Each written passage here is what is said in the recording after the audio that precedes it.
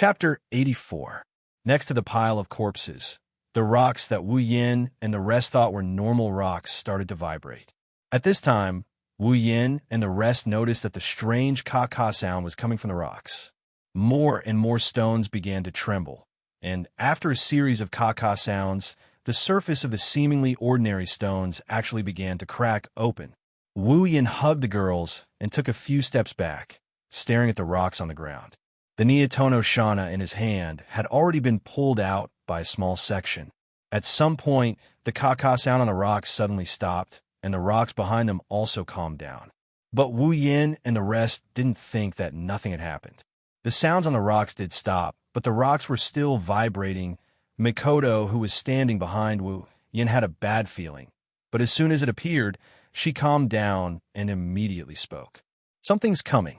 Just as she spoke, a muffled sound rang out, and Wu Yin and the rest saw a spider. A spider made of rocks and bigger than a child. After a muffled sound, the trembling stones on the ground exploded, and such a stone spider crawled out from the exploded stones, trembling in fear.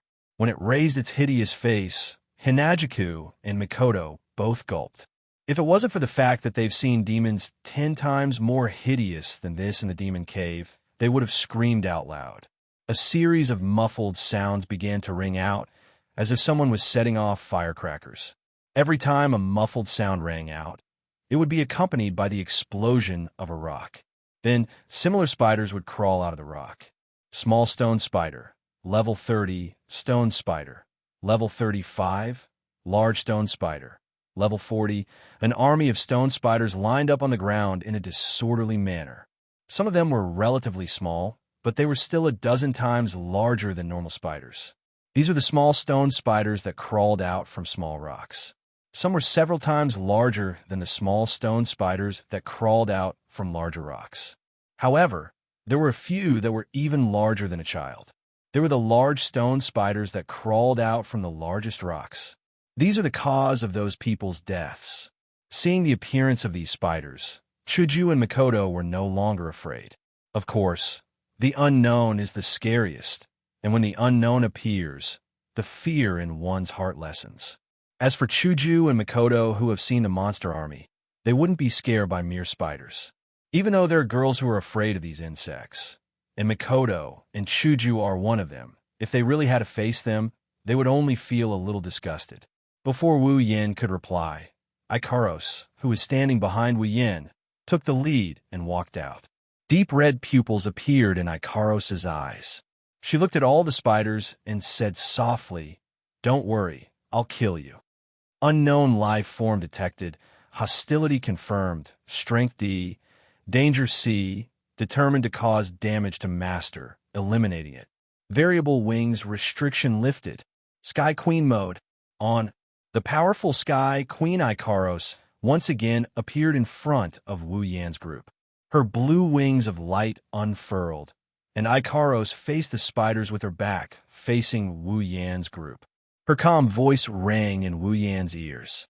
"Master, Ikaros is about to attack. Please retreat to a safe area." Hearing Ikaros's words, Wu Yan was stunned for a moment. Then he smiled, but it was a strange smile. Wu Yan didn't listen to Ikaros and retreat. Instead, he stood beside Ikaros, and under Ikaros' puzzled gaze, he rubbed Ikaros's fluffy hair after entering Sky Empress mode. "Ikaros, your master. I'm not just your master." Ignoring the stunned Ikaros, Wu Yin walked in front of Ikaros, and he lifted the Neotono Shana. He chuckled. "I'm not some weakling. I can fight. Ikaros, I hope you remember that I'm not just your master. I'm also your comrade who will share life and death with you. Since we're comrade in life and death, how can I be left out of the battle? How can I let a girl like you charge into battle alone?" Her eyes flashed. Ikaros looked at her master's back and lowered her head. "I understand. I can't. It doesn't matter if you don't understand, Ikaros. Just remember what I said today. One day you'll understand." Repeating Wu Yan's words twice in her mind, Ikaros replied in a soft voice. "Yes, sir. Master, don't forget about me." Chuju and Mikoto, who were reduced to background since the beginning, couldn't help but shout. Making their presence known, Mikoto took a big stride to Wu Yan's side, her face showing some dissatisfaction. You said comrade in life and death should fight together. In the end, you still forgot about us. Wu Yan's face started to turn awkward. He half-heartedly said, well, don't mind the details. So our existence is just a detail? While saying this, Mikoto's body started to glow with electricity. Stop fooling around. They're coming over. Seeing Wu Yan and Mikoto fooling around like there's no one else around, Chuju rolled her eyes at them and quickly reminded them. While they were talking, the spiders were already closing in on Wu Yan's group with their long, thin legs. But they seemed to have sensed that Wu Yan's group wasn't as easy to bully as the ones they killed before, so their speed was very slow. Mikoto, Chuju, remember to protect the little girl? Seeing this, Wu Yan put away his playful smile and turned serious. The stone spiders in front of him are no different from the monster army from before in terms of both quantity and quality. Of course, he wouldn't dare to be careless, but he wasn't as cautious as before. After all, the quality and quantity were the same. But Wu Yan's group was different. Not to mention that Wu Yan was only level 30 at that time. Even Chuju was level 35 now. Although they had to take care of little Liren at the same time, it didn't affect them at all. After all, they had the goddess of war on their side. Chuju, don't go too far away. Take care of the little girl. And Mikoto, don't charge. Stay beside Chuju and the others so that you can take care of them. Chuju and Mikoto nodded silently, indicating that they understood. After a long time, without seeing Wu Yan's group move, the spiders who weren't very intelligent started to get impatient. And so, the spiders opened their mouths and spat towards Wu Yan's group. Stone spikes shot out from their mouths, attacking Wu Yan's group. Aegis, absolute defense circle. Ikaros appeared in front of Wu Yan's group in an instant. Facing the stone spikes that blotted out the sky, Ikaros spoke softly and a blue transparent barrier formed in front of her. All the stone spikes landed on Ikaros' absolute defense, but they didn't even cause the slightest ripple, let alone break it.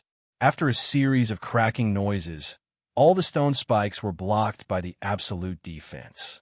Just from this scene alone, Wu Yan could see that Ikaros' absolute defense circle was also a C-grade equipment. But in terms of defense, it was above his mental dragon armor. But the real advantage of the mental dragon armor was that it was a completely automatic defense. It didn't need Wu Yan to control it. Even if Wu Yan himself couldn't react in time, the mental dragon armor would automatically open up, unlike the absolute defense circle, which required Ikaros to use it. Artemis, permanent rear-end missile. The barrier was retracted by Ikaros in a blink of an eye. Almost at the same time, the rear-end missile was fired, blowing up the front line of spiders. Chapter 85. What destructive power! What an AoE attack! This wasn't the first time Wu Yan saw Ikaros' homing missiles, but seeing it again, he couldn't help but mutter in his heart. As expected of the Angel of War, the strongest Sky Queen, under Ikaros' homing missiles, the stone spiders were smashed to pieces, leaving behind a pile of rocks. Wu Yan wondered if these spiders were actually spiders, or stone. As soon as the spiders in the front line were killed, the spiders in the back rushed forward like a swarm of bees. They stepped on the bodies of their companions, as well as the bodies of the treasure hunters, and rushed towards Wu Yan's group. Wu Yan's eyes narrowed, and with a lift of his feet, he charged towards the spiders.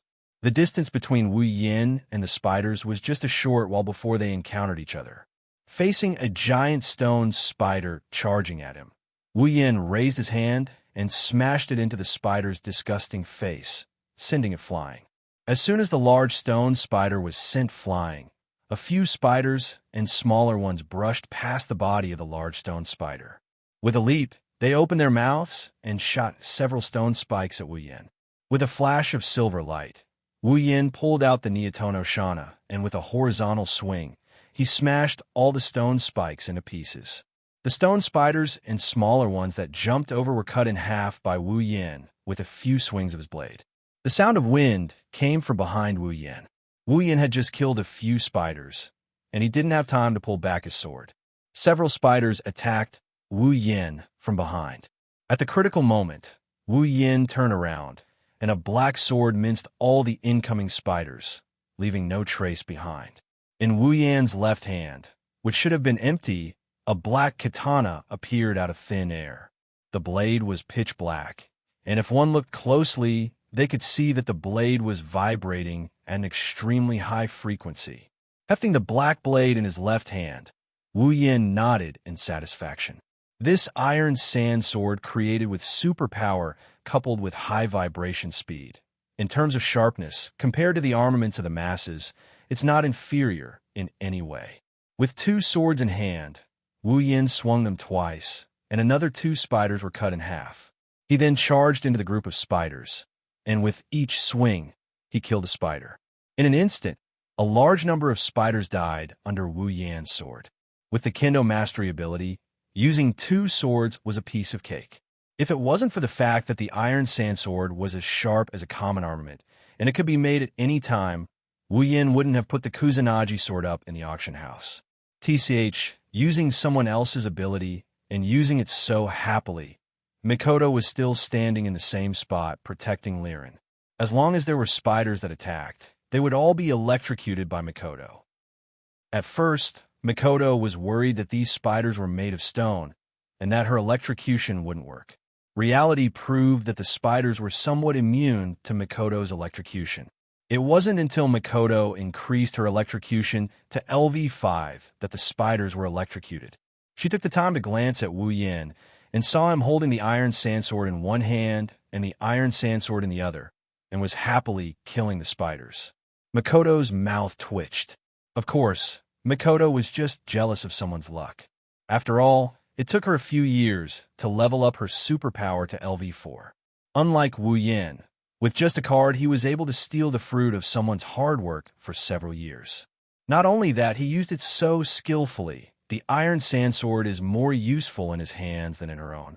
Luckily, this person is Wu Yin. If it was anyone else, Mikoto would definitely challenge him to a duel.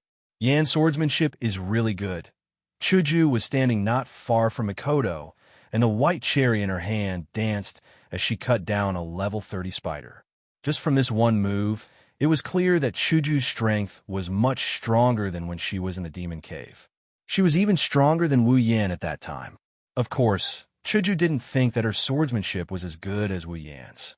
After all, Wu Yin directly received the Kendo mastery ability, and his swordsmanship was comparable to those Kendo masters who spent their entire lives practicing their swordsmanship.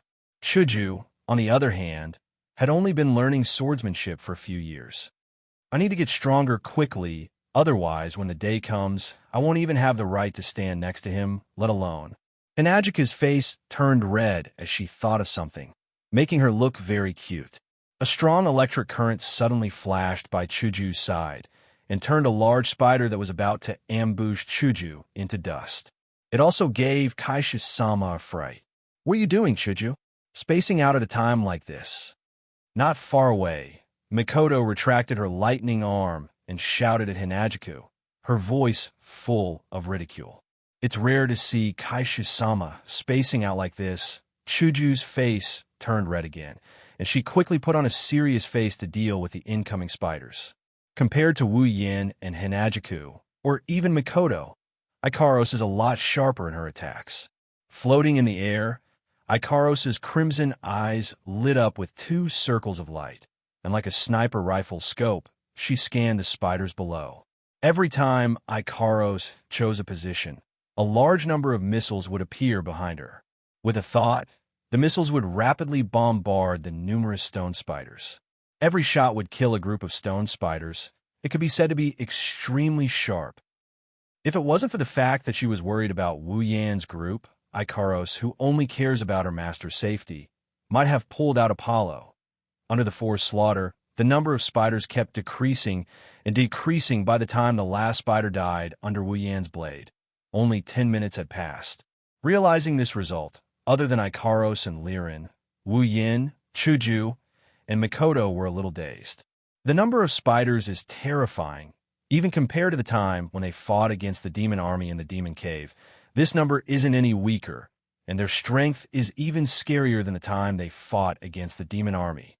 Such a terrifying group of monsters, in the end, could not even last 10 minutes under the attack of their side. Last time, the battle went on for several hours. Even resplendent breath couldn't last until the end of the battle. Wu Yin and the other two had to take the brunt of the attack head-on.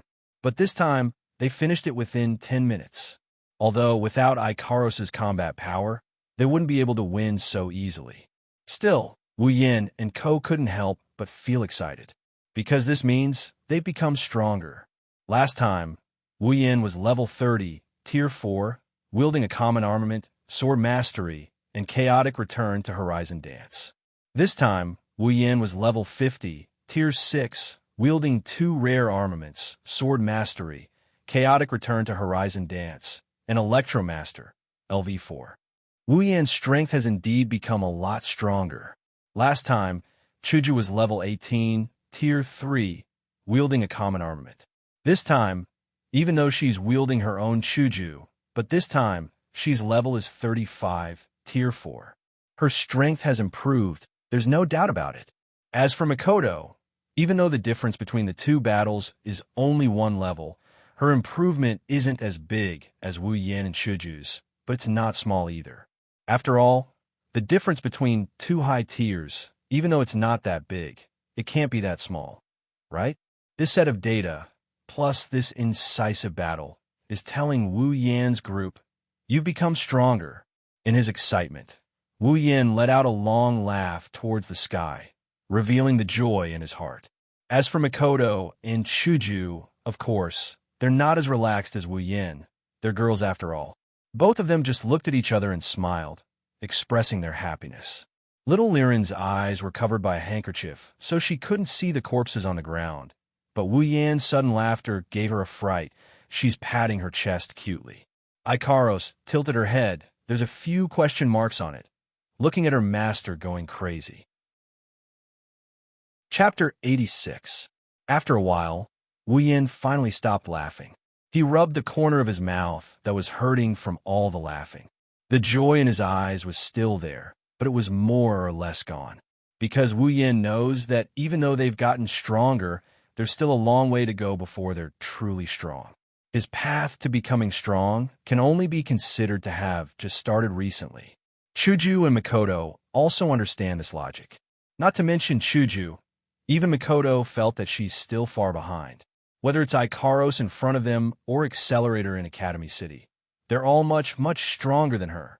If she wants to save her sisters, she'll have to at least reach rank 8 level 70 before she's qualified. Of course, that's only qualified. After all, even if she can defeat Accelerator in the future, in order to save her sisters, she'll have to be prepared to become enemies with the entire Academy City. Wu Yin did say that the sisters are an important part of Alistair's plan. If he wants to save them, he will have to make an enemy out of Alistair, the angel that Wu Yin said is Alistair's ally, and he will have to make an enemy out of the entire Academy City. He had to become even stronger. As for Chuju, her reason for wanting to get stronger is much simpler. She wants to catch up to Wu Yin and be qualified to stand by Wu Yan's side. That's all she wants to get stronger. Chuju looked at the corpses on the ground and frowned. She hugged the well-behaved little Liren and said, "Yin, let's leave this place quickly. I don't like this place." Makoto also frowned. She glanced at the corpses on the ground and immediately looked away. She looked at Wu Yin and waited for Wu Yin to make a decision. Okay, let's move on. Knowing that Chuju and Makoto still can't face this kind of scene, Wu Yin decisively said, "Since the cause of death of these corpses is clear, there's no need to keep them here." Wu Yan's group was very careful as they walked on the stone path. The corpses on the ground could be said to be scattered all over. Even if Wu Yan's group had walked a long way, there were still many corpses on the ground. It could be said that the entire stone path was filled with corpses. Although the number of corpses decreased significantly as they walked, Wu Yan's group's heart was raised even higher. Because as Wu Yan's group went deeper, the number of corpses on the ground decreased, but the strength of the corpses increased. In the beginning, the corpses they saw were those below rank 5. As Wu Yan's group went deeper, the The corpses on the ground became stronger. So much so that even the rank 6 that Wu Yan's group thought to have the strength to harm them were dead. Rank 6, that's the same level as Wu Yan. There were only about 100 of them in this treasure hunting party. What's more frightening is that Wu Yan's group saw more than 30 rank 6 corpses along the way.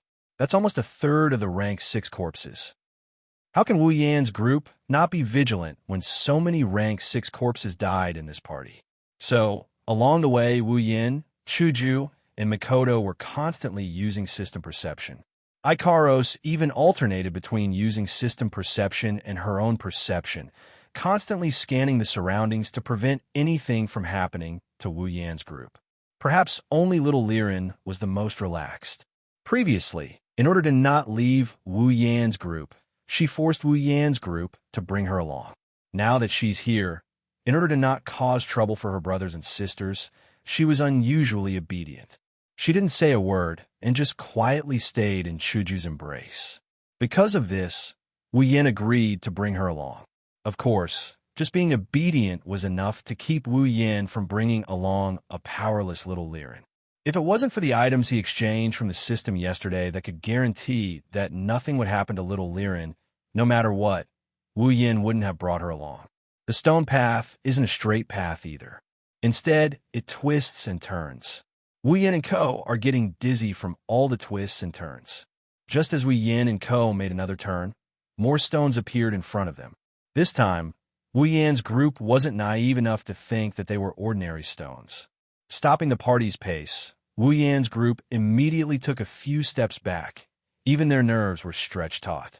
There was no way they wouldn't be. Their previous experience had taught them that the bigger the stones, the bigger the stone spiders that came out from them.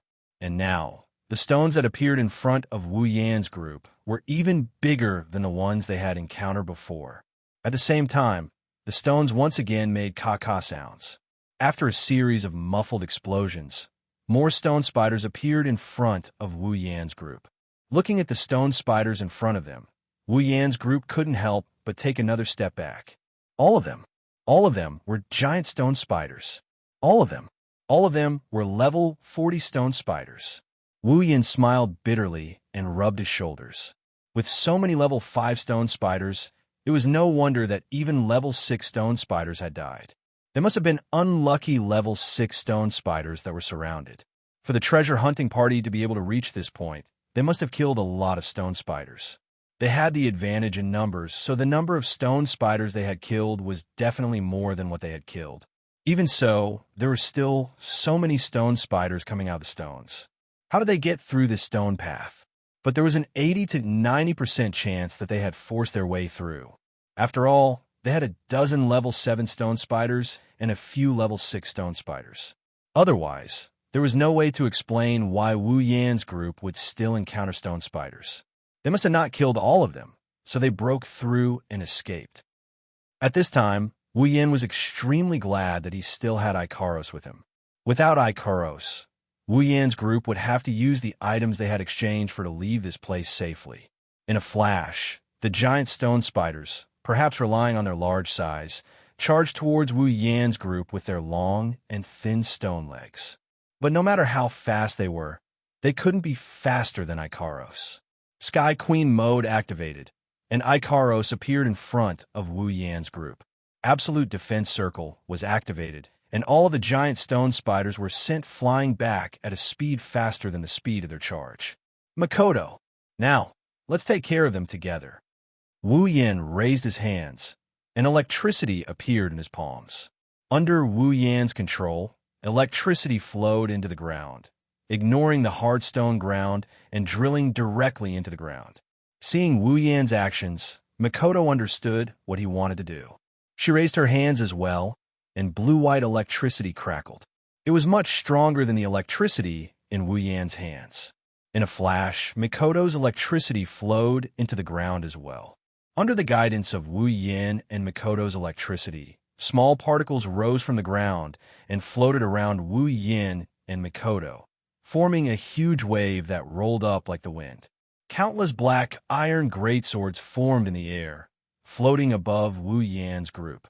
The swords were pointed at the flying giant stone spiders. Before they hit the ground, Wu Yin and Mikoto threw out the iron sand swords. Ikaros's eyes flashed, and missiles as many as the iron sand swords appeared in the air.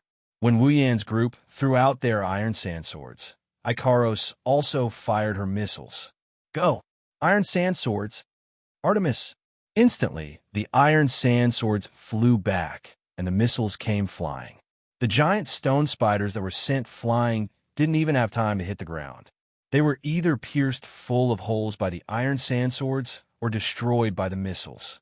Seeing their companions die, the remaining giant stone spiders didn't retreat. Instead, they rushed forward as if they'd eaten Jinkala. Of course, these spiders didn't even get close before they were blown away by Ikaros' permanent homing missile. Wu Yin couldn't help but chuckle bitterly in his heart. Ikaros dealt with the Stonehenge army that was enough to cause a lot of trouble for him and the treasure hunters. He didn't know whether to laugh or cry. Ikaros really is the best fighter in a group battle. Chapter 87. Along the way, Wu Yan's group of 5 encountered no less than 10 waves of stone spiders. These stone spiders were all great stone spiders above level 40. Wu Yan couldn't help but curse the treasure hunting team in front of him. Why didn't they finish off all the spiders before leaving? Wu Yan's group didn't waste any time when they encountered these great stone spiders. They used their iron sand swords and permanent homing missiles to destroy them before they could even get close. If it weren't for the fact that the spiders had only emerged from the rock for a short period of time, Wu Yan would have finished them off before they came out of the rock. Of course, it wasn't without benefits. The chairman alone had risen to level 49, the pinnacle of stage 5. This was to be expected. The number of stone spiders they encountered this time was simply endless. Wu Yan didn't know how many had been killed by the treasure hunting team, but the number of spiders they had killed was definitely uncountable. Among them, there were a bunch of level 40 great stone spiders. With so many of them, if it wasn't for the fact that the gap between stage 5 and stage 6 was too thick, Chuju might have broken through long ago. Thinking back, Wu Yan had relied on his ability feedback to reach level 50, stage 6. Since Chuju had risen to the pinnacle of stage 5, Wu Yan naturally leveled up as well. Although none of the stone spiders were of a higher level than him, the sheer number of spiders had pushed him to level 55. Wu Yan couldn't help but sigh. They were all humans. While others had leveled up more than 10 times, he had leveled up 5 times. It seemed that the difference in experience between stage 5 and stage 6 was really huge. Wu Yan wanted to cry, but had no tears. If Wu Yan wanted to cry, then Sis Cannon should find a higher place and jump off a building. He hadn't even leveled up once. After moving forward for a while, Wu Yan's group discovered another phenomenon. There were no more corpses on the ground. There are no more corpses on the ground.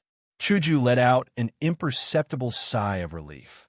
Even though she was no longer the same as before and had seen a lot of things, Chuju still felt uncomfortable when there were corpses around. If there are no more corpses, then that means no one died. If no one died, then that means there are no more spiders in front of us, right? Mikoto brushed her bangs aside and said with a smile. Seeing that the 2 girls were happy that no one died, Wu Yan smiled inwardly. They were still so kind, Chuju and Mikoto. Just as Wu Yan was about to say something, he felt someone tugging at his shirt. When Wu Yan turned around, he saw Ikaros tugging at his shirt and pointing to the front. Master, we discovered a large number of life forms in front of us. Based on our preliminary calculations, it's the same team that set off together. Hearing this, Wu Yan and the others were stunned. We finally caught up to the previous team. Chuju said. Ikaros spoke again. Master, a large number of life forms have encountered this group. Another large number of life forms? Is it the stone spiders? Ikaros. Wu Yan looked at Ikaros and said. Ikaros's eyes moved in the direction she was pointing at. Then she shook her head and nodded. The life forms have the same reaction, but the energy levels are different. It's stronger than the previous ones. Hearing this, Wu Yan, Chuju, and Mikoto looked at each other and said, the life forms have the same reaction. which means it's definitely the stone spiders, but stronger. Looks like the previous team has encountered something even more troublesome than the giant stone spiders. Yin, should we go help? Chuju said immediately. Since they've encountered something even stronger than the giant stone spiders, then it should be easier to fight it together with the rest of the team. She doesn't want to fight the spiders that were already killed by others. Plus, she hasn't done anything since the start. It's no wonder the spiders were wiped out by Wu Yin, Mikoto, and Ikaros before they could even attack. Kaishisama doesn't have any long-range attacks. She only has swordsmanship. So, she's been lurking around, a classic example of leeching experience. But even if it's a good thing to leech experience, Kaishisama doesn't feel good about it. It feels like she's unnecessary. Mikoto was also itching for action. The stronger the spiders, the more experience they'll get. Along the way, Wu Yin and Chuju both leveled up quite a bit. She's the only one who hasn't shown any signs of leveling up yet. So, when she saw Wu Yin and Chuju leveling up, she was eager to level up as well. Wu Yin looked ahead, glanced at Ikaros, then at Chuju and Mikoto. After some thought, he said, "Let's not be too hasty. Let's go check out the situation first." Check out the situation? Aren't we going to help? Mikoto sighed in disappointment at Wu Yan's words. Isn't that a little inappropriate? We came together, after all. Chuju walked up to Wu Yan's side and said hesitantly. If they went up and didn't help, the team wouldn't agree. With the mindset that one more person is one more cannon fodder, they'll force them to go up and kill the enemies. Wu Yan's group wasn't afraid. After all, they have a peak rank 7 Mikoto and a high rank 8 Ikaros. But even if there's no big trouble, there's bound to be a lot of small troubles. Who knows if they'll use their numbers advantage to trip them up? Of course, Wu Yin knew what Chuju was trying to say. But personally, Wu Yin didn't support blindly going up to help. The team ahead is made up of countless smaller teams. There's no way they're united. They're bound to be suspicious of each other and try to trip each other up. Some of them even want everyone to die so they can take the treasure for themselves. Under such circumstances, if Wu Yan's group went up like this, it'll make the already murky water even dirtier. They might even get splashed on themselves. Let's wait and see. Wu Yan clapped his hands. He still thinks it's better for them to wait and see. But what if they force us to go up? Mikoto crossed her arms in front of her chest, lowered her head, and thought for a while. Wu Yan laughed at Mikoto's words. About that, as long as they don't discover us, won't that be fine? Don't discover us? Chuju and Mikoto were surprised. But this is a stone path. I believe the situation ahead is the same. There's no place to hide. How are we going to hide? Even if there's a place for us to hide, they have dozens of rank 7. Can we hide and not be discovered? Looking at Hinajiku and Mikoto who were talking, he laughed and puffed out his chest. The hermit has his own plans. With the system, nothing is impossible.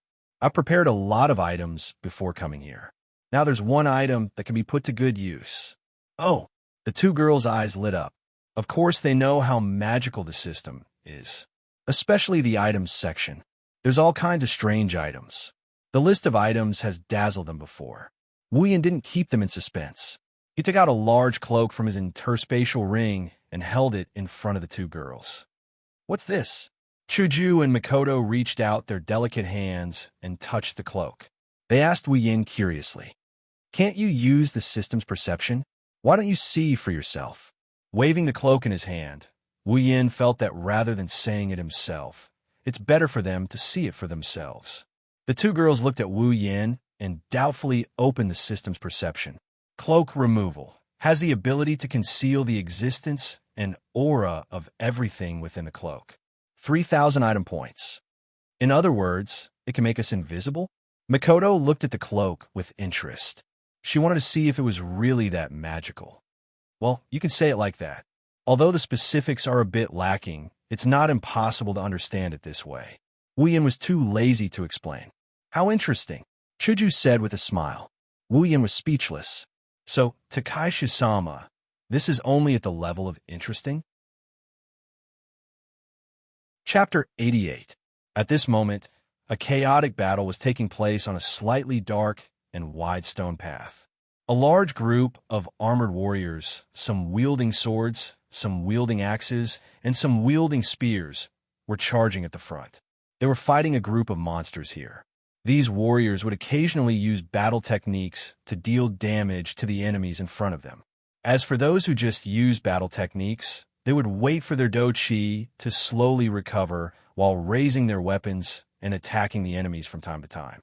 Behind these people, there was a group of mages wearing light robes. Unlike the warriors who were fighting in close combat, their weapons were more similar. Almost all of them were magic staffs. Furthermore, they did not rush forward like their companions. Instead, they raised the magic staffs in their hands and muttered incantations. After chanting a spell, these magicians would shoot out fireballs, icicles, and wind blades to bombard their enemies from afar, while also supporting the warriors in front of them. Compared to the simple battle techniques of the warriors, magicians have a variety of magic. What kind of scene would it be if a group of magicians were to use magic together? Just like in front of them, the sky was filled with wind, rain, lightning, and fire. Everything was dazzling. Instead of saying that they were fighting, this scene would make most people think that it was simply a banquet. And what were their enemies? Stone spiders. A group of stone spiders that were about the same height as an adult. When these giant stone spiders were fighting, they didn't have a clear division of labor and variety of attacks like the warriors and magicians who were fighting them. They only relied on their large bodies to charge at the enemies in front of them. Those who couldn't charge at them would raise their thin and long stone spider legs and wave them around nimbly. When they were charging around or engaging in close combat, these gigantic stone spiders would open their mouths wide enough to swallow a sheep at a warrior or mage from time to time. Then, they would shoot out stone awls from their mouths. The battle could be said to be extremely chaotic. Some stone spiders were chopped to death or directly smashed to death by a big move. Some stone spiders were smashed into pieces by spells like fireballs, icicles, and wind blades that fell from the sky. On the other hand, the warriors and magicians were not as brave. They also sacrificed their lives. On the ground, some were killed by the rampaging stone spiders. Some were impaled by the stone spiders' long legs. Of course, there were also some unlucky ones who were directly hit by a stone awl. Among them, there was even a magician who was standing at the back. Stone spider, level 50. When they saw this information, Wu Yin and the others were stunned. Not for anything else, but because it was too strong. A level 6 stone spider. If there were as many stone spiders as there had been before, would there still be any results to this treasure hunt? Also, if this stone spider was already level 50 and combined with the previous ones, then who could guarantee that there wouldn't be stronger stone spiders? Level 7? Level 8? Or maybe, thinking up to this point, Wu Yin, Chuju, and Mikoto's face became serious. If that was the case, then this treasure hunt was really dangerous. No wonder, even a level 9 powerhouse would run away with heavy injuries and die in the end. If Wu Yin didn't have items that could protect his life, then Wu Yin would have taken the girls and run away. After all, no matter how precious this treasure was compared to their lives, as long as they weren't idiots, they would know what to choose. Although as long as Wu Yin didn't die, he could use the summoning points to revive Mikoto and the others.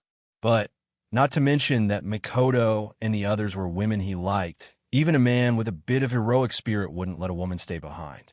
Wearing a cloak, Wu Yin, Mikoto, Chuju, Ikaros, and little Liren hid behind a stone spider in the corner and watched the battle. There were a lot of stone spiders. Of course, compared to the previous spiders, it was a lot less. But even so, there were about 100 of them. Against these 100 level 6 stone spiders, there was no doubt that the level 6 warriors would be the main force. They would be fighting in the front, while the surviving level 5 and below warriors would be harassing the spider from the sides, giving the level 6 warriors a chance to kill them in one hit. Under such circumstances, with the support of the group of mages behind them, the number of stone spiders was also decreasing. Originally, the number of rank 6 warriors was less than the number of rank 6 warriors, but now, the number of stone spiders was much lower than the number of rank 6 warriors.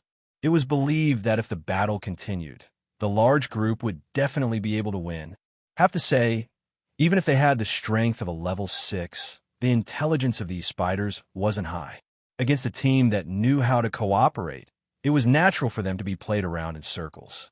But this so-called trick of his made Hinajiku and Mikoto burn with rage when they saw it. He looked on helplessly as a Tier 6 warrior kicked a Tier 5 warrior in front of Stone Spider and let the Stone Spider attack him. When the Stone Spider attacked the Tier 5 warrior, the Tier 6 warrior took the opportunity to use a battle skill and killed the Stone Spider. At this time, the Tier 5 warrior was already lying on the ground with his eyes open. Bastard! Chuju and Mikoto couldn't hold back the anger in their hearts. They didn't care that they were hiding and directly curse it out loud. If it wasn't for the soundproofing effect of the cloak, Wu Yan's group would have been discovered. Wu Yan wasn't as impulsive as the two girls, but seeing this scene, he couldn't help but have a cold glint in his eyes. He looked at the level 6 warrior who was still fighting and didn't say anything. Those guys, it's fine if they don't help, but they're just watching this happen. Are they still human? Mikoto looked at the dozen or so level 7 warriors behind the battle and clenched her fist in anger. Is this the surname of the people of Silveria that Yin mentioned? The strong are respected? The weak are prey to the strong? If this world is really like this, then what Yin said is right. Some people shouldn't be merciful. The cruel reality and everything that happened here were challenging his heart. At this moment, Kaishu-sama only felt that he was lucky to not be born in such a world. For the kind-hearted Inajiku to say something like that, one can only imagine how angry she must be right now. Wu Yin sighed and gently hugged the two girls. Hinajiku and Mikoto flinched at the same time. Their angry faces turned red as they tried to struggle free. But since he's already hugged them, he's not going to let them go that easily. He lightly breathed in their ears. Chuju and Mikoto's body trembled. Their ears turned bright red and their strength to struggle weakened. Seeing the two girls like this, Wu Yin secretly smiled. Of course, his face was also smiling, but it wasn't as wretched as the smile in his heart. Chuju, Mikoto, it's better if you don't look. At this point, Wu Yin couldn't help but stop smiling and sighed. Mikoto and Chuju looked at each other, lowered their heads, and became silent. After a while, Chuju was the first to raise her head. Her yellow-green eyes met with Wu Yan's eyes. She didn't have the slightest intention of avoiding his gaze. She seriously said, "No, Yin, I want to see." Hearing Chuju's words, Wu Yin didn't react. Instead, Mikoto looked at Chuju and smiled, as if she knew the reason. "Why? There's no reason." Hinajiku lowered her head again and said, "We'll have to travel to more worlds in the future. Not just this world. There's also Mikoto's world and other worlds. These worlds, there's bound to be things that can't be seen by others. When the time comes, Yin, you'll definitely enter and exit these places. So, rather than waiting to get used to it, why not now? Don't look at me, I'm the same. Not to mention, the world I'm in has some shady existences. I need to adapt even more." Seeing Wu Yin looking at her, Mikoto immediately said. After looking at Chuju and Mikoto seriously for a while, Wu Yin sighed and pressed their heads into his arms. Smelling the fragrance in their hair, he softly said, "It's been hard on you too." Chuju and Mikoto smiled and couldn't help but close their eyes, enjoying this rare moment of tenderness. Chapter 89. The chaotic battlefield did not turn for the better as more and more people were sacrificed. Both sides continued to fight. It seemed that the more lives they lost, the stronger their combat power became. They fought with more vigor. The shouts of the warriors, the roars of the monsters, the muffled sounds of bodies falling to the ground, and the screams of the dying at this time. Almost all the warriors below rank 5 who came to search for treasures were dead. As for rank 5 warriors, although some of them survived tenaciously with their strength, some of them had already started to retreat in their hearts. Not to mention the grade 7 warriors who didn't save them. Even the grade 6 warriors are using them as cannon fodder. If it wasn't for survival, who would be able to keep on fighting? The magicians are much better off. After all, they're only supporting from the back and didn't charge into the front lines like the warriors. Other than a small number of unfortunate deaths due to stray bullets, the magicians are basically unharmed. But this situation doesn't make Mikoto and Chuju happy for them towards their dead comrades. These magicians didn't have the slightest bit of pity. Instead, they proudly raised their heads and didn't even look at the corpses on the ground. It's like they'll be sullied if they look at them. In the Spalier world, the status of a magician is far higher than that of a warrior. Because to become a magician, not only do you need to have super high talent, you also need to have a little bit of background to support the rise of a magician. That's because magicians are a profession that burns money. In the hands of a warrior, as long as they have 1 or 2 battle skills, they'll be able to keep on fighting. In a normal battle, they only need to wave their weapons and add a bit of dochi to create a very strong destructive force. However, mages were different. They could only use magic in battle. For them, 1 magic spell was equivalent to 1 more move. They couldn't be like warriors wielding weapons. Therefore, a successful mage had to have at least a certain amount of magic on him. And each of these magic spells is equivalent to the price of a battle skill. One can only imagine how much money it would take to pile up enough magic spells to fight. In addition, to become a warrior, as long as one had a good physical condition and could practice fighting aura, even an ordinary person could become a warrior. Therefore, although there was not much difference in pure strength between a warrior and a magician of the same rank and level, in the hearts of these magicians, most of them looked down on the commoner warriors. Having a good background and talent would naturally make some mages arrogant. They would think that they were the superior species and that the warriors were just servants. Unless the warrior's strength had developed to a certain extent, such as reaching the 7th level, he could be considered a powerhouse. Then, these mages would be intimidated by the difference in strength and would more or less restrain the arrogance in their hearts and be willing to interact with him as an equal. Of course, there are still some magicians with good character who won't look down on others. However, Wu Yin is sure that this group of people didn't include the mages who are holding their heads up high and thinking themselves to be the most honorable of all. Wu Yin didn't expect that among so many magicians, there wouldn't be a single good person. It's really inconceivable. Birds of a feather flock together. Seeing that the victory of the battle is leaning towards the humans, Wu Yin bitterly smiled and shook his head. He glanced at them again and suddenly frowned. Ikaros, can you sense the surroundings? Wu Yan's sudden voice stunned Ikaros. At the same time, Chuju and Mikoto, who were still angry, were startled. They looked at Wu Yan with eyes full of doubt. Wu Yan didn't explain and signaled to Ikaros. Of course, Ikaros wouldn't go against Wu Yan's words. She opened her eyes, and it's already dark red. Ikaros's eyes quickly scanned the surroundings. Suddenly, she froze and stopped moving. Did you find someone nearby? Seeing Ikaros's reaction, Wu Yin smiled and said, Looks like he already guessed the result of Ikaros's scan. Yes, master. Ikaros's eyes turned back to the indigo color. She looked at Wu Yin and whispered, Life signature, not far from the other side of the stone path. Wu Yin couldn't help but curse when his guess was confirmed. What a group of insidious people. They even purposely hid themselves. If it wasn't for Ikaros's weak perception, how could she have been fooled by you guys? Good thing we found out, or else we'd be in big trouble. Wu Yin, who said this, apparently forgot that he and the others are also doing what Wu Yin called treacherous people, hiding at the side and watching the show. This made Hinajiku and Mikoto's eyebrows twitch and the corner of their mouths twitch. They couldn't stay calm. If it wasn't for the fact that this isn't the right time, the 2 girls would have given Wu Yin a good scolding. Hearing Ikaros confirm Wu Yan's guess, Chuju and Mikoto couldn't help but be surprised. Then they saw Wu Yan smirk. Chuju and Mikoto couldn't hold back their curiosity and asked, Yin, how did you know there's someone hiding nearby? Didn't you guys notice? As he spoke, Wu Yan's smile gradually disappeared. He narrowed his eyes and said word by word, The auction house's people aren't here. This.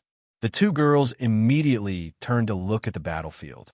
Their little heads swung back and forth to confirm whether or not Wu Yan's words were true. After a while, the 2 girls looked at each other and looked at Wu Yan in surprise. You're saying that the other group of people hiding is from the auction house? Seeing Wu Yan nod, Mikoto quickly asked, How did you find out? Of course, Wu Yin wouldn't remind them of his perfect memory ability. That's why he was able to find out that there's no one from the auction house here. He only smiled and said with a smile that wasn't a smile, "The auction house's people are really up to something. Good thing we hid in advance." The two girls furrowed their lovely brows and continued to observe the battlefield. They were also on guard against another group of people who were hiding.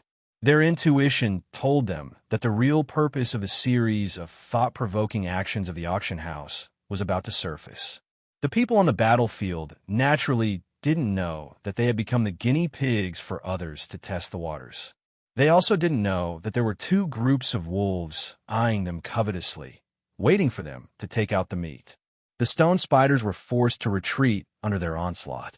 Many of them were already lying on the ground, dead. There were only 30 to 40 stone spiders left, and it seemed like they were about to be defeated. Everyone couldn't help but be shocked when they saw this situation. The warriors in the front row moved faster. The magicians also used all kinds of magic more frequently, hoping to defeat the spiders as soon as possible.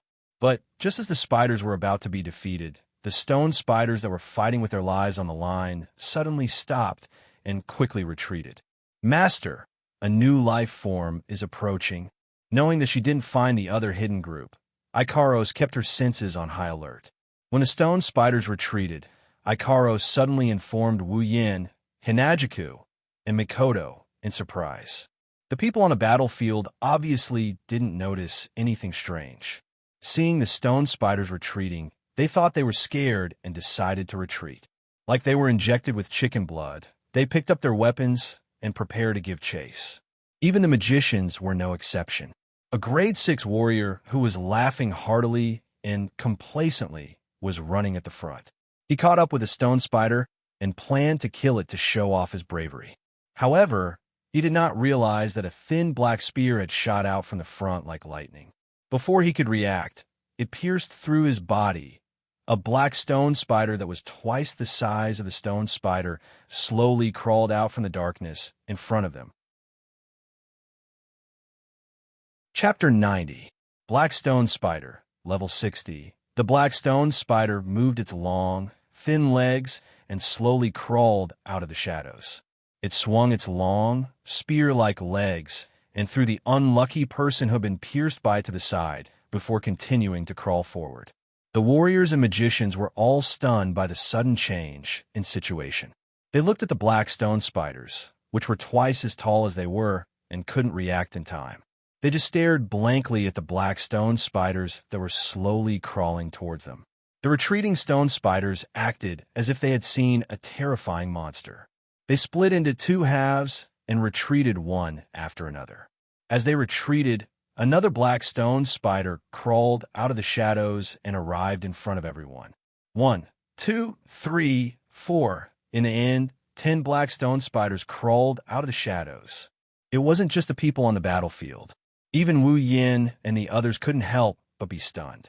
Looking at the tall black stone spiders, they were almost speechless. Just now, a warrior the same level as Wu Yin was insta-killed by him, although level didn't represent strength. And that rank 6 warrior was of the same level as Wu Yin. In a real battle, in front of Wu Yin, who had 2 rare armaments, he was still nothing. Moreover, that rank 6 warrior had been careless, which was why he died so quickly. But this scene still made Wu Yan's heart go cold. 10 rank 7 black stone spiders. They were like a wall in front of everyone, their long legs swinging impatiently as if they would charge at any moment. Faint roars came from their mouths as they looked at the treasure hunters in front of them, their eyes filled with a berserk red light. Not good. These black stone spiders aren't on the same level as the previous ones. At the back of the treasure hunters, a dozen rank 7 powerhouses who were watching the entire process immediately knew that things weren't going well when they saw the 10 black stone spiders. They could feel the powerful aura and killing intent coming from these black stone spiders. They were on a completely different level from the previous ones. "I'm afraid it's at the 7th rank." One bald-headed old man, who seemed to be one of the higher-ups, eyed the spiders and spoke calmly to the rest of the Type 7 experts. "The opponent is a 7th grade magical beast. If we let those little fellows deal with it, they definitely won't be a match for it. Then what should we do? One type 7 middle-aged man looked at the bald old man and spoke coldly. Are you going to send those cannon fodder to their deaths? The Class 7S started to discuss among themselves. They didn't care about the 10 black stone spiders at all. They thought that even if they were of the same class as them, the other party was just a monster with low intelligence. Moreover, they had 15 Class 7S on their side. In terms of numbers, they outnumbered them. In a battle between cultivators of the same level, the outcome of the battle was self-evident with one more helper of the same level. In the end, it was the bald old man who made the final decision. Destroy them. Those little guys are still useful. Don't let them die too quickly. Hearing this, the other Tier 7 powerhouses nodded and charged forward with combat chi or mana. The battle escalated in an instant. The battle escalated. The true danger of this treasure trove is about to appear. Wu Yan's nerves were on high alert. The appearance of the black stone spiders confirmed their previous guess. These monsters that weren't magical beasts had a class system. Level 30 small stone spiders, level 35 stone spiders, level 40 large stone spiders, level 50 rubble stone spiders. At this point, there were already level 60 black stone spiders. Then, would there be level 70 stone spiders at the end? If there were, then what about level 80 Tier 9 ones?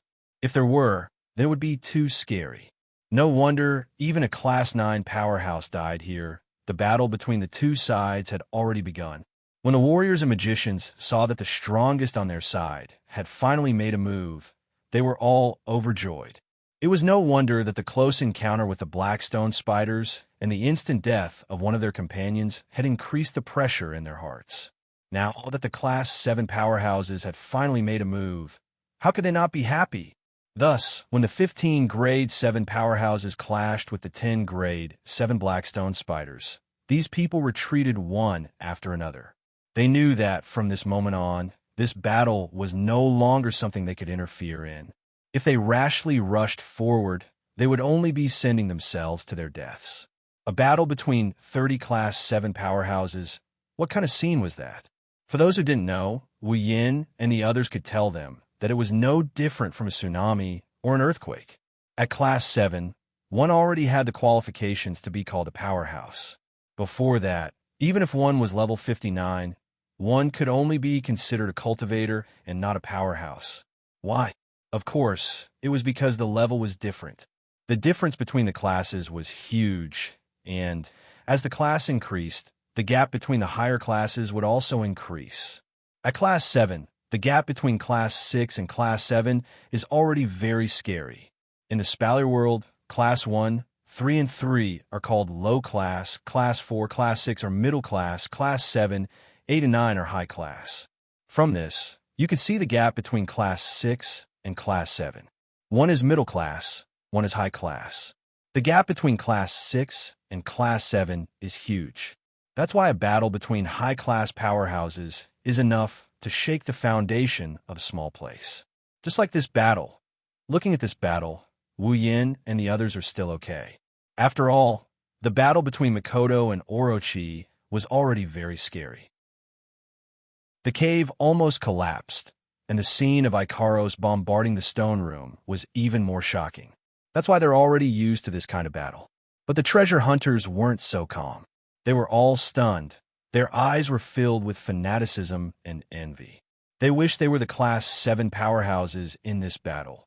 The 10 spiders weren't as cunning as the 15 Class 7 powerhouses. The 15 Class 7 powerhouses used the same method as before. The warriors would go up and fight, while the mages would shoot arrows from the back. The spiders had no choice but to roar in anger and fight the warriors in front of them. But they're all Class 7. Even if they're able to suppress the warriors in front of them, they can't do anything to them in a short period of time. There's also the occasional magic attack from the sky.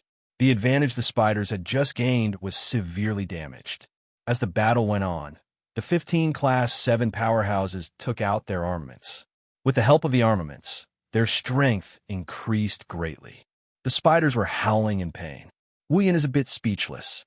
None of the Tier 7 combatants in front of him have a rare armament. They're doing pretty well with their common armaments.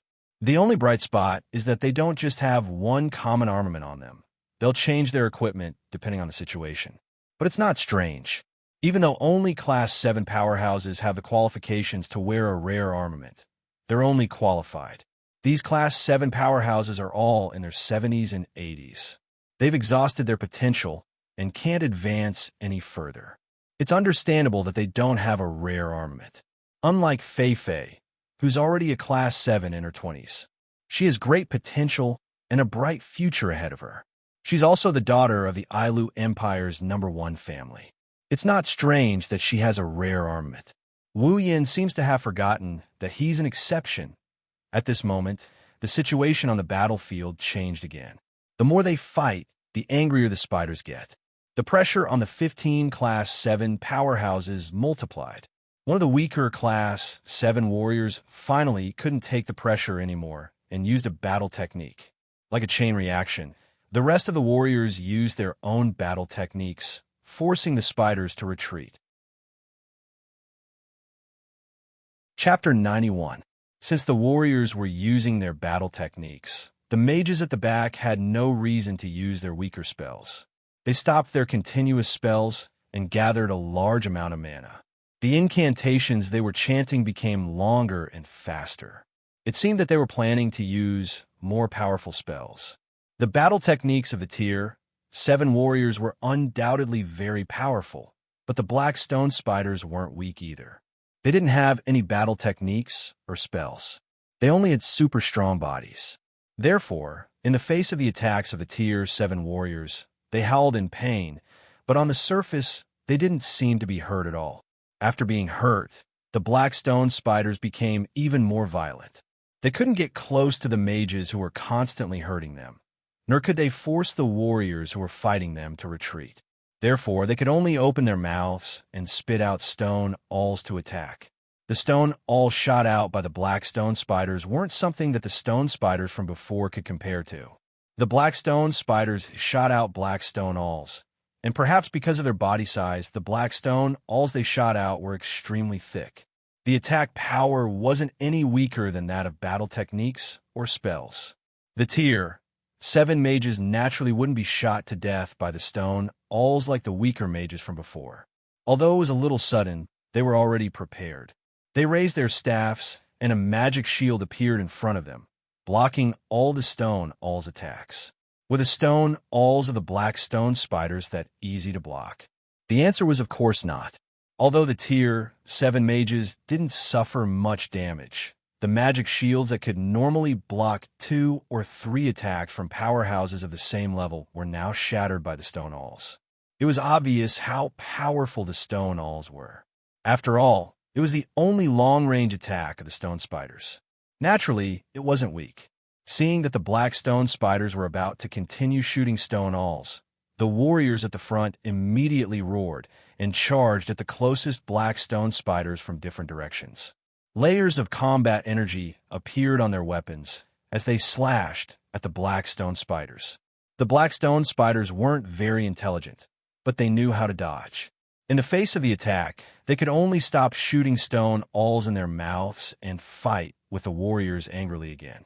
At this time, one of the mages of the 7th step finally finished chanting a long and urgent incantation. He raised his magic staff, and in an instant, the temperature in the air rose quite a bit. A huge wave of fire formed and attacked the black stone spiders. At the same time, the warriors of the 7th grade retreated in tacit understanding, arriving in front of the mages. The black stone spiders wanted to chase after them, but the waves of fire forced them back. The black stone spiders could only spit out stone spikes to disperse the waves of fire. The black stone spiders scattered the waves of fire and wanted to continue their pursuit. However, another mage of the 7th step finished his incantation and released a large-scale spell. The ground where the black stone spiders were standing on immediately shook. A few of the spiders seemed to have sensed the danger and loudly cried out. However, this didn't stop anything. A spike suddenly emerged from the ground and cut off a leg of one of the spiders. Then countless spikes emerged from the ground and stabbed towards the black stone spiders at an incredible speed. The black stone spiders cried out in pain as the spikes mercilessly pierced their bodies. Miraculously, green blood flowed out of their bodies. One had to know that the previous spiders didn't have any blood. The area where the black stone spiders were standing was filled with spikes in just a short while. The black stone spiders were injured and went completely crazy. However, before they could attack, the other mages of the seventh step all stopped their incantations. Several huge bolts of lightning appeared from all directions and blasted towards the black stone spiders. After a few loud bangs, the black stone spiders were heavily injured under the joint attack of the 15 mages. Green blood flowed all over the ground. Under the attack of the spikes and lightning, the black stone spiders lost legs and their flesh was burnt to a crisp. They screamed as if they wanted to leave behind their last cry in this world. Seeing this, how could the warriors not know that this is the best time to beat the black stone spiders up? They all grabbed their armaments and rushed towards the heavily injured black stone spiders and used their battle techniques. After a series of attacks, the 10 black stone spiders finally completed their first and last appearance. Their huge bodies fell to the ground and died one after another. Oh, when the treasure hunting team saw that their strongest members had finally killed these powerful monsters, they immediately cheered. They raised the weapons in their hands and excitedly knocked on the ground to express the joy in their hearts. At this moment, their morale has reached its peak. Wu Yin, Chuju, and Makoto saw the entire battle with their own eyes. They looked at each other and nodded. Wu Yin was the first to break the silence. He said to the two girls, "These 15 mages of the seventh step aren't weak. 10 black stone spiders of the same rank were killed without any injuries. Although there are factors such as numbers, armaments, and teamwork, it's undeniable that they'll be hard to deal with if they become opponents." Wu Yin couldn't help but raise this question. From the battle just now, he can see that these guys are a bit cold-blooded and heartless. They didn't do anything even when their subordinates were injured. If they find the treasure and make a move, they'll definitely be killed without hesitation. Although Wu Yin already exchanged for items that can guarantee their safety, if possible, Wu Yin really didn't want to use them. Because when that time comes, it means that they're already in a very dangerous situation. Chuju and Makoto nodded, agreeing with Wu Yan's words. Including Makoto, although she's stronger than any of the 15 mages here, if she's surrounded and doesn't use items, her end won't be any better than the dead spiders. Master, hearing Ikaros's voice, Wu Yin and Ko turned their heads towards Ikaros at the same time. With all their gazes on her, Ikaros felt a bit uneasy even though she has the same personality as Ikaros. "Ikaros, did something happen?" Wu Yan's question isn't without reason. Usually, if there's nothing going on, Ikaros will just stay silent like a loyal bodyguard. Ikaros said softly to Wu Yan's group. "There's a very strong life signature approaching." A very strong life signature?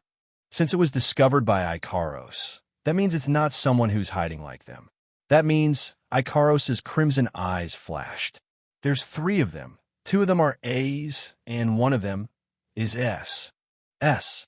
Wu Yin, Chuju, and Makoto were shocked.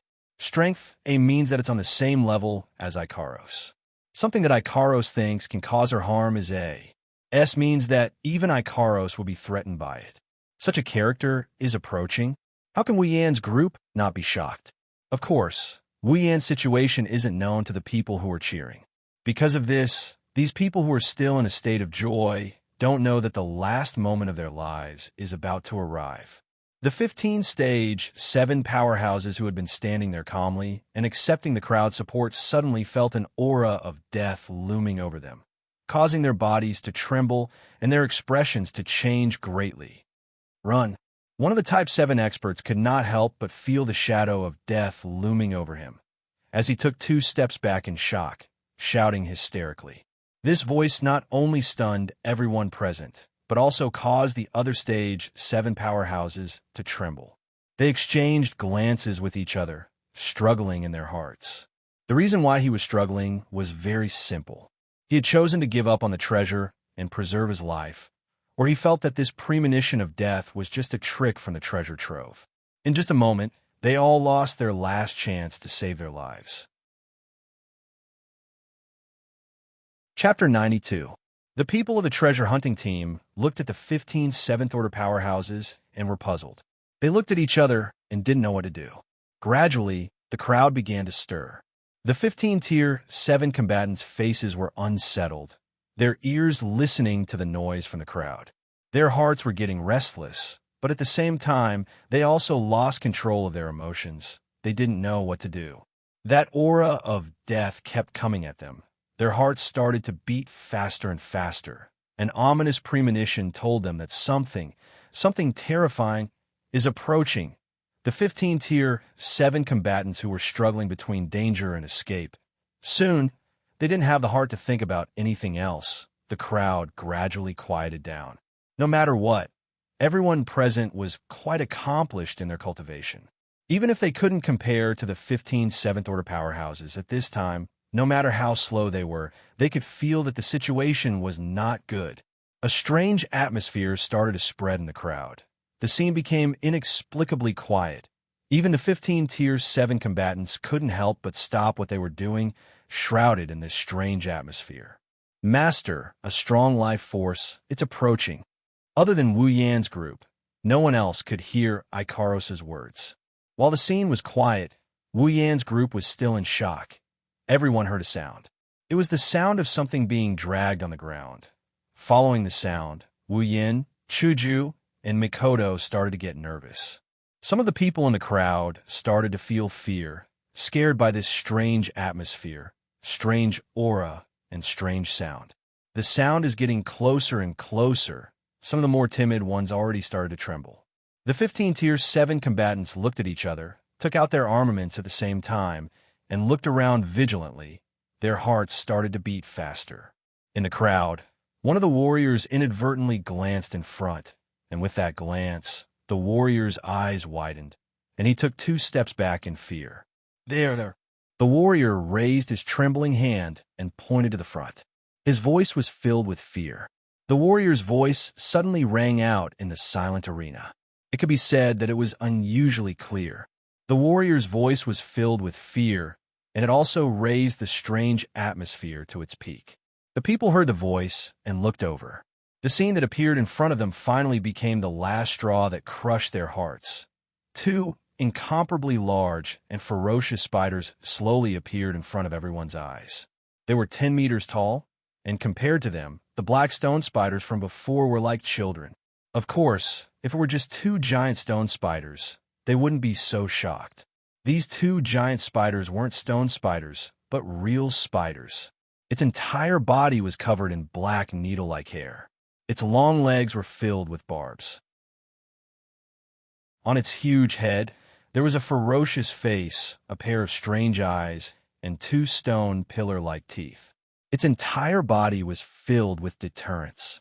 Looking at the 2 terrifying and ferocious giant spider faces, everyone couldn't help but step back in an attempt to distance themselves from these 2 figures that were like death gods.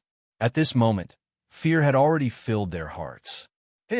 When the entire body of the spiders appeared in front of everyone, the 2 ferocious giant spiders arched their bodies and opened their mouths.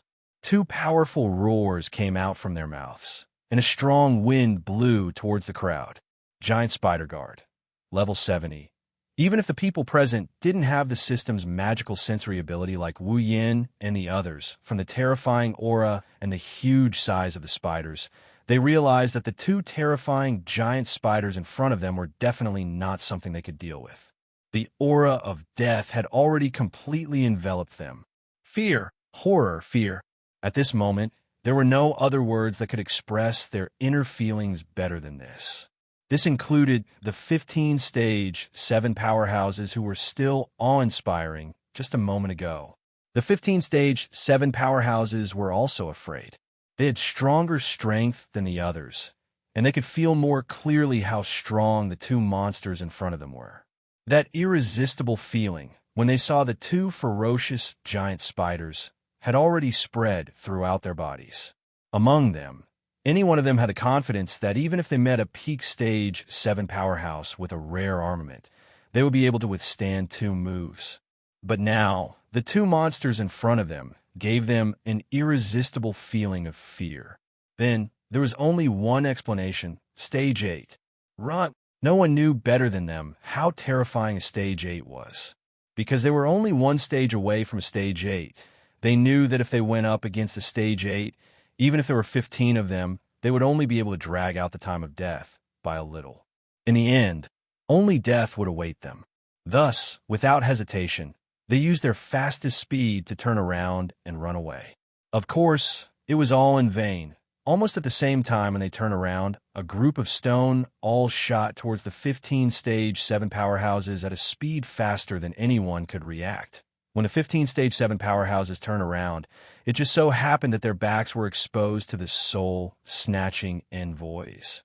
The stone alls mercilessly pierced through their skin, piercing through their bodies, piercing through their organs, and bringing them to their deaths.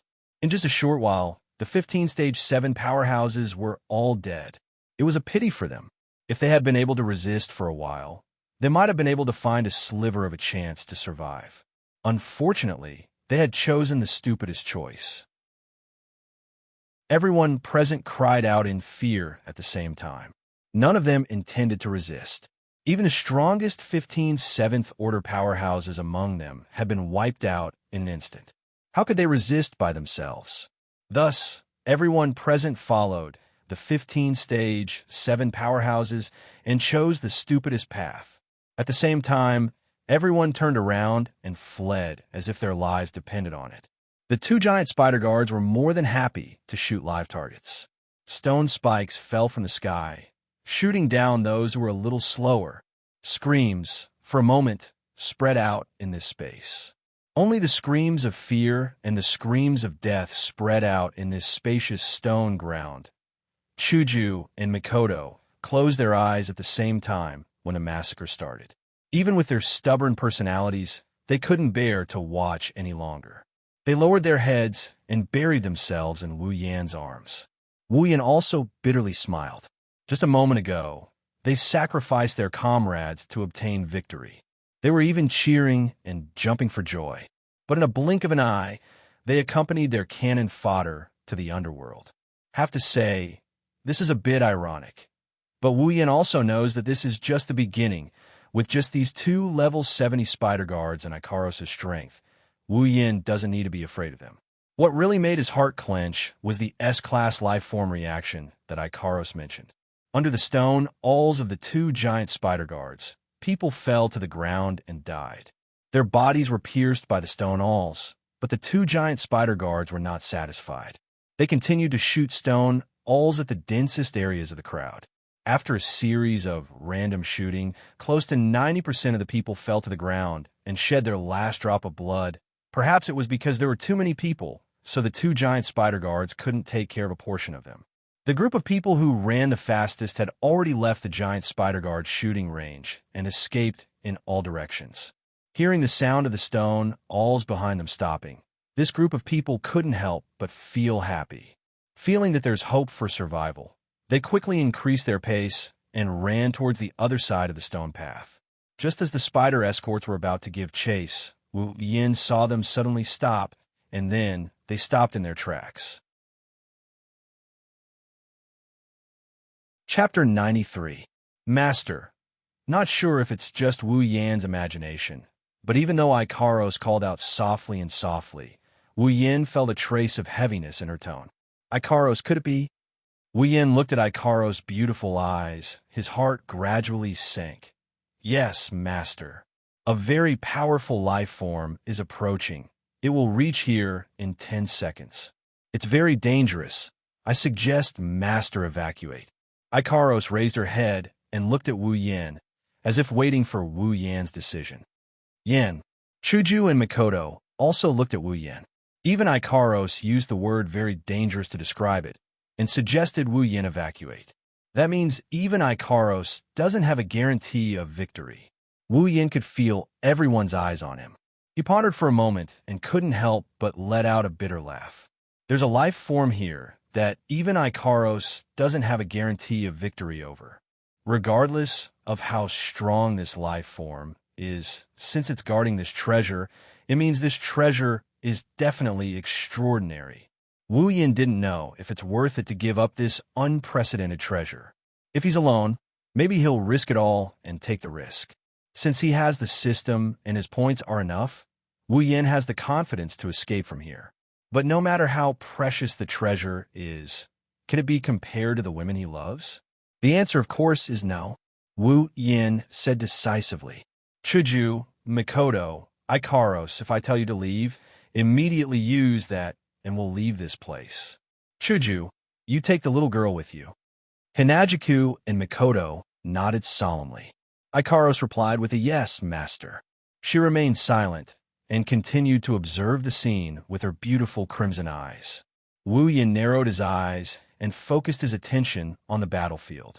Even if they have to evacuate, Wu Yin wants to see with his own eyes this so-called powerful life form that even Ikaros thinks is dangerous. Then he'll go back and beat it up in his mind. Since Wu Yin has absolute confidence in the escape item he exchanged from the system list, he's not in a hurry. At some point, Ikaros' pupil shrunk. Master, the target has appeared. As soon as Ikaros finished her words, the two spiders took a step back to the sides. A gigantic spider that was even bigger than the two giant spider guards added together had appeared, of course. The ones who are running for their lives won't be able to see this. While they're still rejoicing over the fact that they're still alive, death has already crept up on them. Other than being bigger than the two giant spider guards, the giant spider's appearance was no different from the two giant spider guards.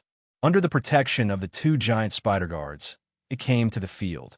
Its eyes flashed with the light of wisdom. Spider Queen, level 83. Wu Yin, Chuju, and Mikoto's pupils shrunk. Their faces turned heavy.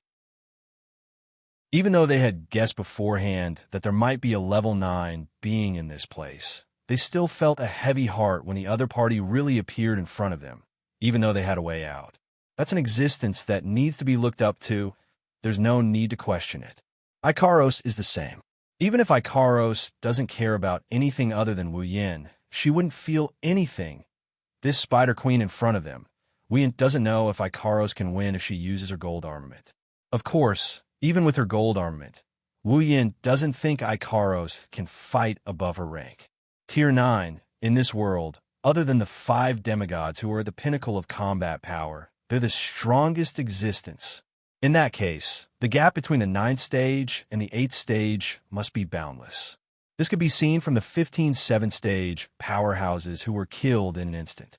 Of course, Wu Yin doesn't plan to let Ikaros take the risk. Compared to the treasure, Wu Yin doesn't want anything to happen to Ikaros. Even if there's a possibility, even if as long as Wu Yin doesn't die, he can summon her again. But the light in the Spider Queen's eyes made Wu Yin frown, but only lasted for a while before he relaxed. No matter what, it's still a Tier 1 existence other than the 5 demigods. A Tier 9 demonic beast already has the intelligence of a human. It's rumored that demigod demonic beasts can transform into benevolence. So, even if Wu Yin can't tell if it's a demonic beast or not, it's a given that it has intelligence. The Spider Queen grinded its mouth, its 2 sharp fangs grinding against each other. Some of its juices dripped down and landed on the ground with a tisk sound. A hole was formed on the hard stone floor. Wu Yin and Ko's pupils shrank at the sight of this. It glanced at the people running away. Its eyes flashed with disdain. Among the non-human life forms, Wu Yin has only seen this kind of gaze in the eyes of the Orochi monster. Of course, monsters and demonic beasts can't be compared. After all, even though they're not humans, they're still different life forms. The direction of evolution is naturally different as well. Monsters are more inclined towards intelligence. Spreading its long legs to the sides, the giant Spider Queen crouched down and opened its mouth slightly, as if it was yawning. After this action, the people who were trying to escape had no way to escape anymore. The entire stone floor shook violently, causing the people running away, including Wu Yin's group, to tilt their bodies. In front of them, the people who were running away happily only felt a chill on their bodies, causing them to stop in their tracks. They looked down and saw that the stone ground under their feet had revealed their bare backs and soil. The stone surface that had disappeared was wriggling and turning into stone spikes. They shot out from the ground and pierced through their hearts. Intense pain spread from their bodies. They didn't even have time to scream before closing their eyes, stopping their breathing and heartbeat. Hanging on the stone spikes, fresh blood flowing down the stone spikes. Facing these lies that it personally sent away, the Spider Queen only tilted its head, glanced at them, and then looked away as if it had only killed 2 insects. However, to the giant Spider Queen, they were indeed just bugs. Perhaps, in its eyes, humans were all bugs. Not to mention the giant Spider Queen, some strong humans would also treat the weak humans as bugs, ants. This was a common phenomenon in this world where strength was the most important thing. Following the deaths of this group of people, the group that came to search for treasure, those that were still standing on the field, were all wiped out. The space once again fell into silence. Wu Yin, Mikoto, and Chuju seriously looked at the corpses on the field. They only felt an inexplicable chill in their hearts. Even their faces turned ugly. Wu Yin sighed, waved his hand at Chuju and Mikoto, and said with a slightly depressed voice, "All right, let's retreat. That Spider Queen is too dangerous." Chuju and Mikoto looked at each other and nodded with a bitter smile. Even Mikoto didn't know what to say at this point. Even someone as strong as her who is ranked in the top 7 of Academy City, no matter how unwilling she was, she had to admit that if she were to go against that Spider Queen, she wouldn't be able to make it out alive. Not to mention the terrifying Spider Queen, Mikoto doesn't even have the confidence to take a few hits from either of the 2 spider guards, even if they're only 1 level stronger than her. This level is like heaven and earth. Wu Yin also saw Mikoto's expression. He could only rub her hair and look at her with concern. Her face slightly reddened. Seeing Wu Yan's concerned eyes, Mikoto's heart warmed. Her unwillingness also lessened a lot. Smiling, Wu Yin looked at the Spider Queen again. This time, it made his heart skip a beat, because the Spider Queen that was lazily lying on the ground was currently looking in their direction. Not good. Wu Yin was shocked. Chapter 94. That glance from the Spider Queen made all the hairs on Wu Yan's body stand on end. The chill in his heart intensified, and a drop of cold sweat dripped down from his forehead. "I've been discovered. I've been discovered. I've been discovered. Run, run, run, run, run, run." In an instant, Wu Yan's mind was filled with such thoughts. He grabbed Chuju and Mikoto's hands and held them tightly, planning to use the items he exchanged to escape. Chuju and Mikoto also seemed to have noticed something wrong with Wu Yan. Seeing Wu Yan's face full of cold sweat, Chuju and Mikoto's heart also flashed a trace of unease. After Wu Yan shouted, "Not good," this trace of unease grew stronger. "Master!" Ikaros also noticed her master's mental activity. Seeing her master's expression, she looked at Wu Yan worriedly and planned to come forward. "Let's retreat." Before Mikoto and the others could ask, Wu Yan immediately said. They didn't notice the Spider Queen's gaze. That's natural, because from the moment Wu Yan noticed the Spider Queen's gaze to now, when he shouted, "Let's retreat," only a few seconds have passed. Chuju and the others didn't say anything. Since Wu Yan said so, there must be a reason. At that moment, everyone took out something from their bodies. Even the blindfolded little Liren took out something when she heard Wu Yan's words. A scroll made of crystal. Just when Wu Yan and the others were planning to use this scroll to do something, a whistling sound suddenly sounded in this deathly silent area due to the death of the treasure hunters. It was also this sudden whistling sound that made Wu Yan and the others stop what they were doing. The Spider Queen also moved its gaze away, allowing Wu Yan to breathe a sigh of relief. 3 flashes of light came from not far away. Their speed is comparable to Feiyu flying sound. While they're flying, the sound of wind whistling could be heard. By the time the sound reached Wu Yan and Ko's ears, the 3 flashes of light had already arrived beside the Spider Queen and the 2 spider escorts. Because it was too sudden, even the Spider Queen only reacted when the sound of the wind was heard. Although it lifted its body very quickly, that little bit of time was enough for the 3 streaks of light to arrive beside it. Wu Yin and the others looked towards the source of the sound. The 3 streaks of light had already stopped beside the Spider Queen and the spider guards in a triangular formation, surrounding them in the middle. At this time, Wu Yin and the others finally saw clearly that there were 3 people, 3 very strong people. Momiri, level 72, Jared, level 73, Kalus, level 75, Master, the life forms on the airship. Ikaros's words were a bit confusing, but Wu Yin and the others understood what she meant. The 3 rank 8 individuals that Ikaros detected on the airship were the 3 in front of them. Why did they suddenly appear? Aren't they looking for death by appearing at this time? Wu Yin looked at the 3 rank 8 individuals and frowned. He also signaled Mikoto and the others to wait and see the situation first. Of course, Wu Yin didn't let them put away the crystal scroll. If there's anything wrong, Wu Yin and the others would immediately use it. However, Kalus's actions still made Wu Yin very suspicious. Even if they're rank 8, there's no way they didn't notice that the Spider Queen in front of them is rank 9.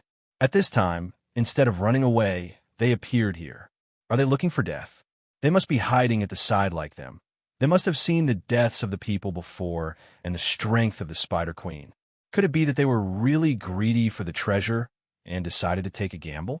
But thinking up to here, Wu Yin quickly shook his head. To be able to become rank 8, they're definitely not idiots. If they chose to appear at this time, there must be a reason.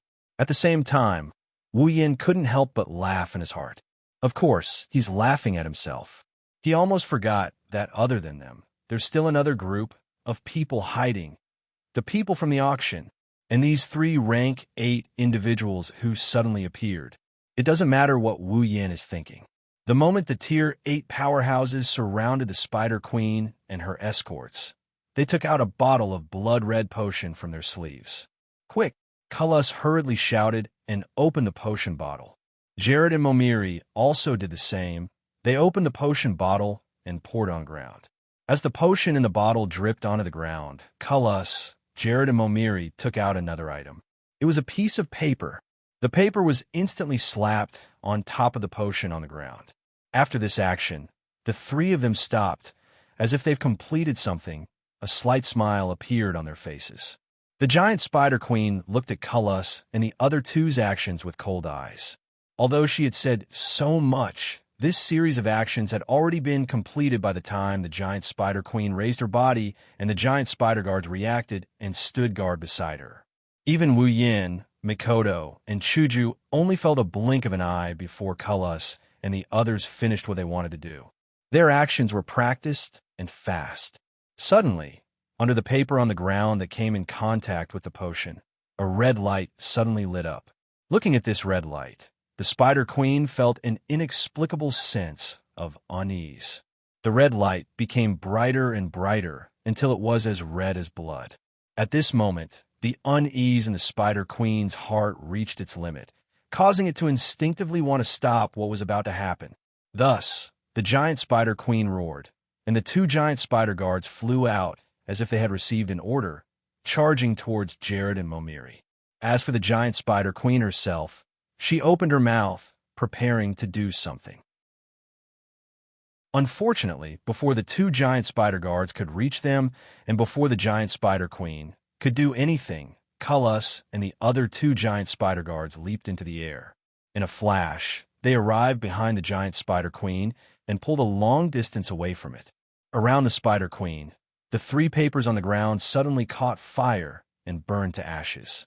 As the papers burned to ashes, the potion on the ground also disappeared and turned into 3 blood-red light beams. The blood-red light beams shook slightly and then quickly flew, turning into a trail. As the blood-red light beams moved, they left behind a red line. Seeing the 3 blood-red light beams flying around it, the Spider Queen was furious. Its gaze towards Kalus and the other 2 became colder and colder. A strong, murderous aura enveloped Kalus and the other 2, causing them to take a step back and lower their waist by quite a bit. However, it was obvious that they were afraid of the Spider Queen, but there was no fear. It was as if victory was already in their hands, as if they were sure to eat the Spider Queen. Seeing this, Wu Yin and the others couldn't help but feel puzzled. As the light beams moved, the red line became denser and denser. The Spider Queen finally let out a roar, unable to bear the uneasiness in its heart, and attacked Cullis and the other two. At this moment, the red line on the ground flashed and bounced the Spider Queen's body back, as if there was an invisible wall there. The Spider Queen was enraged and violently charged, but it was constantly bounced back. Seeing this situation, Cullis and the other two's faces relaxed. It seems that they were also afraid that their methods wouldn't work on the Spider Queen. The Spider Queen's ramming force was getting stronger and stronger. From the sound of the ramming, it could be heard that every time the Spider Queen rammed, the red line on the ground would flash and the Spider Queen would be bounced back. It seemed that the Spider Queen was really pinned down. However, Wu Yan's heart tightened. He realized that not only did the Spider Queen's ramming force increase, even the distance it was bounced back was getting shorter and shorter. At this point, the Spider Queen was basically not retreating anymore. Cullis and the other two obviously realized something as well. Their faces all changed, and when the red line on the ground weakened, their bodies also tensed up. But then, as if they discovered something again, their originally tense bodies relaxed, and their faces lit up with joy. Chapter 95. Within the range of the red line, the Spider Queen and the two spider escorts continued to launch their own attacks at the rebounding barrier. Under that powerful impact, the trap set up by Cullis and the other two seemed to be gradually unable to withstand it. Seeing that the Spider Queen was about to break free at any time, Cullis and the other two also became nervous. It was also at this time that Cullis and the other two's faces suddenly changed. Their originally nervous faces were now filled with joy.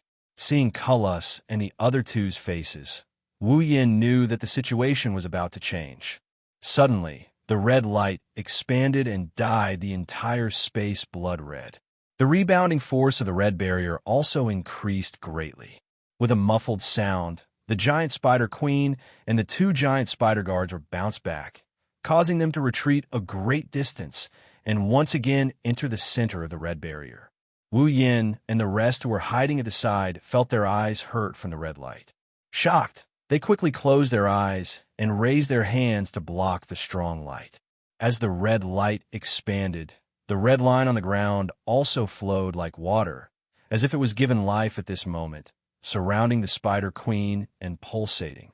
When Wu Yin and the rest opened their eyes, they saw that the red line on the ground had formed a large blood-red magic formation, trapping the three spiders in it like a cage, trapping the Spider Queen and the two spider escorts. The Spider Queen was furious.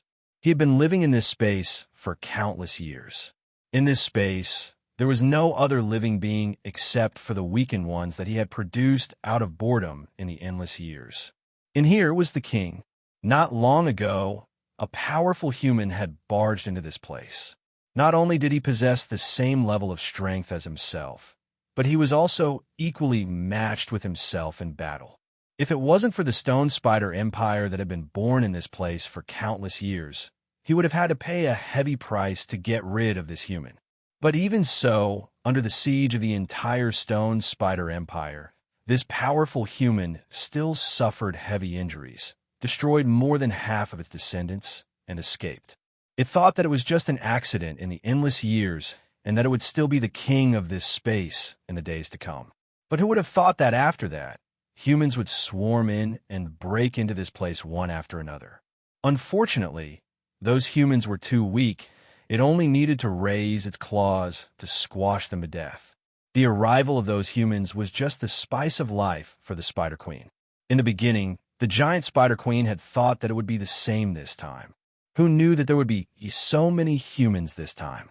Not only did they kill all of her descendants, leaving only the two she had given birth to alive, they even set up this strange area to trap her. If the other party was as strong as that powerful human from before, then he could only admit that he was unlucky. However, This time, the three humans who had played him in circles were just three weak ants. How could the giant spider queen not be furious? Yes, with a roar full of anger, the spider queen used all of its strength to release the roar.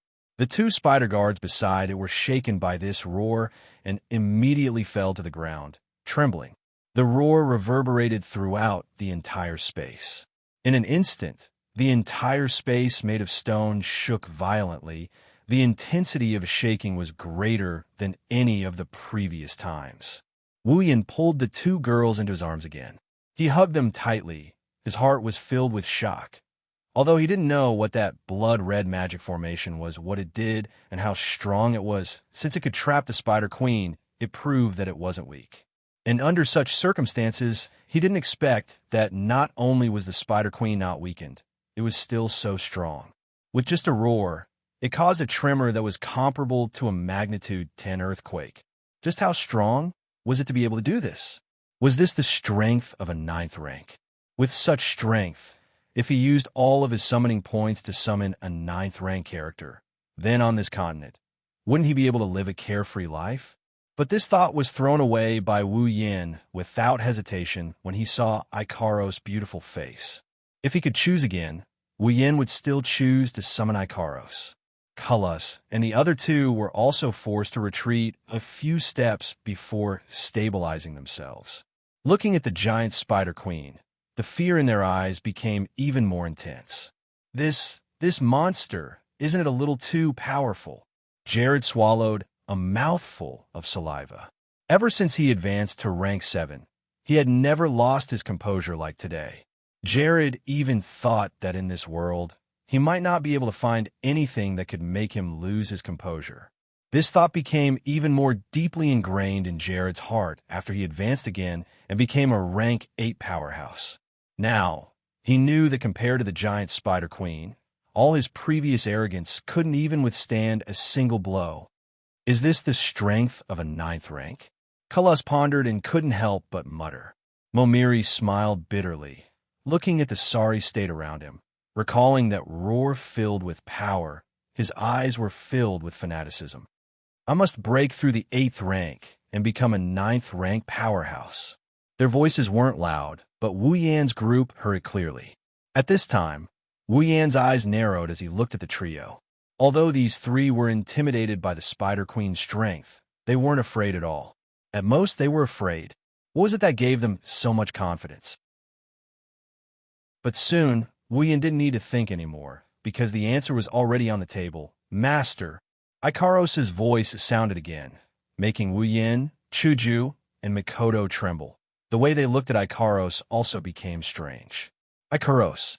Wu Yan's mouth twitched as he looked at Ikaros, asking in a weak voice.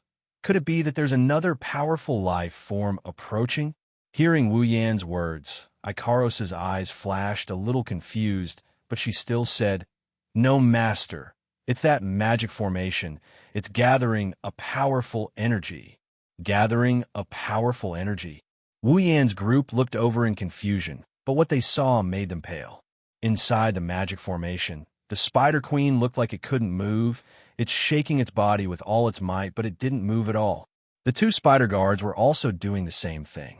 The magic formation was flashing with a blood-red light. The light was getting stronger and stronger, and the reason for it was the blood on the ground that was continuously flowing into the magic formation. Wu Yan's group saw that the blood was all flowing out from the bodies of the dead. Chuju and Mikoto were speechless. The scene of the blood gathering and flowing back once again shook their hearts. At this time, their minds were completely blank. Wu Yan fiercely clenched his teeth. If he still couldn't see anything at this time, then he'd really be an idiot. No wonder the auction house was so generous with the treasure map. No wonder the supply town was wantonly spreading the news of the treasure. All of this was a conspiracy. Everything the auction house did was for this magic formation that could deal with the Spider Queen. Spreading the news in the supply town and the auction house, attracting those who were greedy for the treasure and gathering enough people. Once they entered this place, they would immediately hide, wait for everyone to be killed, then activate the magic formation, gather the blood of the dead, and use it as the condition to activate the magic formation. Perhaps the auction house had already sent their men of sacrifice here to scout the situation. They knew that there was a rank 9 Spider Queen here, so they arranged all of this. They knew that by themselves, they couldn't do anything to the rank 9 Spider Queen, so they came up with such a sinister plan. They knew that the large group that came to search for the treasure was definitely here to deliver food to the Spider Queen. Once the Spider Queen killed everyone, they would come out and reap the fruits of its labor, gather the blood, activate the evil magic formation, and kill the Spider Queen. This way, the treasure would be theirs. Chapter 96. Not only did they plan to take the entire treasure for themselves, they even used the lives of the treasure hunters as stepping stones. How sinister! Perhaps after they get the entire treasure, they'll claim that the treasure is just a scam, that it's just a nest of 9th level magical beasts. They'll just make up a lie and deny it even if they die. After all, everyone is dead and they're the only ones left. They can say whatever they want without worrying about anyone suspecting them, because there's no witness. All they have to do is to destroy the stone tablet when they leave and then announce that they had no choice but to destroy the stone tablet to prevent the magical beast from coming after them. This way, there won't be any evidence and they can sit at home laughing and counting everything they got. One has to say, this scheme of the auction house is really vicious. Really vicious. After telling his thoughts to Chuju and Mikoto, the two girls covered their mouths with their hands, their eyes filled with disbelief. Perhaps in their hearts, this kind of scheme is simply unforgivable, so they can't believe it. Looking at Cullis and the other two's face filled with joy and confidence, Wu Yin sneered in his heart. It's indeed a very thoughtful plan. Too bad. You guys probably didn't expect that under the pressure of the Stone Spider Army and the Giant Spider Queen, there would still be people alive, right? You guys probably didn't expect that there would be people like us who weren't part of the plan, right? I can only say that this is all heaven's will. Isn't that so? How could the auction house people know that there's a Wu Yin here with a magical cloak that can perfectly hide at the side and watch the show with them? How could they know that when they were hiding at the side and happily planning to swallow the fruit of victory, there's another existence beside them who's also watching the show? If this isn't heaven's will, then when Wu Yin and the rest were finally discovered by the Giant Spider Queen and were planning to retreat, the praying mantis that was planning to eat the cicada, appeared and forcibly retained the aureole. Isn't this heaven's will? That's why. This is all heaven's will. Yin, what should we do now? Wu Yan's thoughts aside, Mikoto, on the other hand, couldn't hold it in any longer. Lightning flashed on her forehead as she stared at the scene expressionlessly. Her eyes were filled with anger.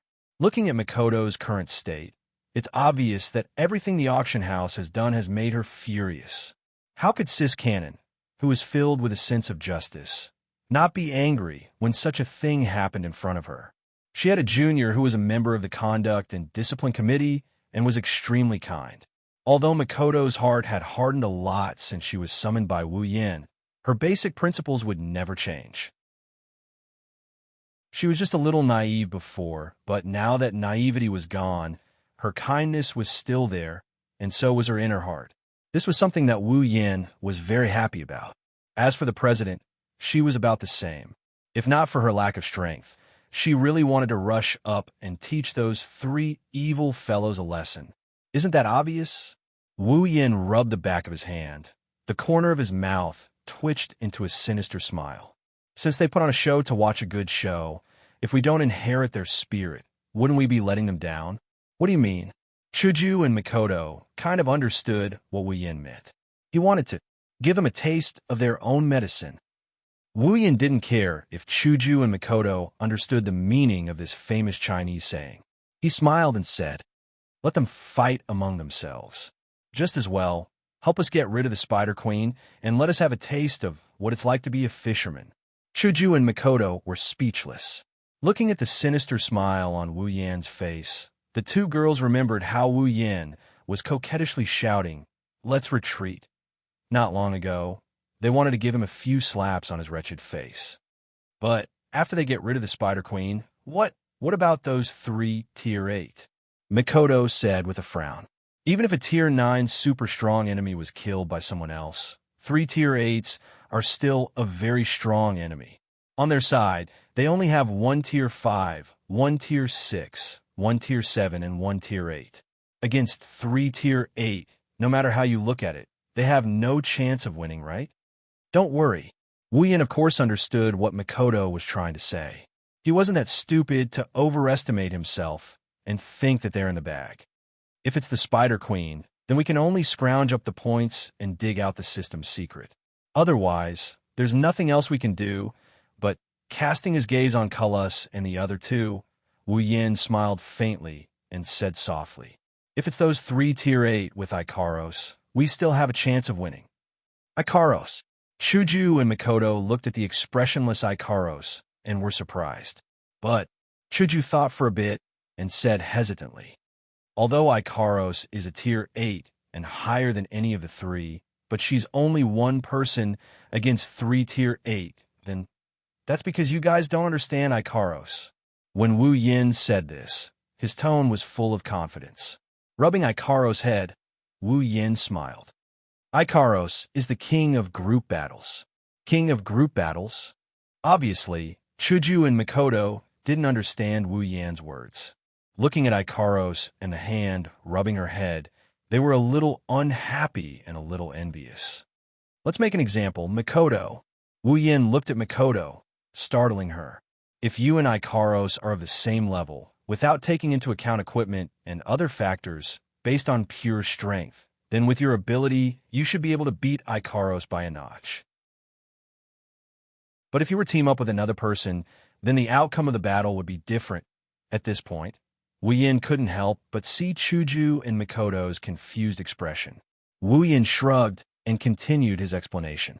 Let's put it this way. If Ikaros is fighting with someone of the same tier, then she can unleash 100% of her strength. But if she's mixed into a group battle, then she can unleash 200% of her strength. At this time, Chuju and Mikoto's expression finally changed. Chuju touched her cheeks and said uncertainly, "According to what you're saying, Ikaros will be stronger in group battles." "That's right," Wu Yin said without hesitation. Ikaros was originally developed as a strategic all-purpose angel. All her settings are based on group battles. So, in group battles, Ikaros will be stronger. Hearing Wu Yan's explanation, Chuju and Mikoto nodded in understanding. But after a while, Chuju frowned again. But even if Ikaros is stronger in group battles, it can't be that much stronger, right? I reckon Ikaros' limit is to fight against 2 of the same rank, let alone 3. Didn't I say just now? That's just pure strength. The most important thing is Ikaros equipment. 2 rare armaments, one of which is infinitely close to a gold armament, and one of which is a gold armament. Do you think Ikaros can still lose with such equipment? The 2 girls were stunned. Oh right, there's still the armament. Looking at the 2 girls' expression, Wu Yin smiled. A gold armament, that's something only a Tier 9 can have.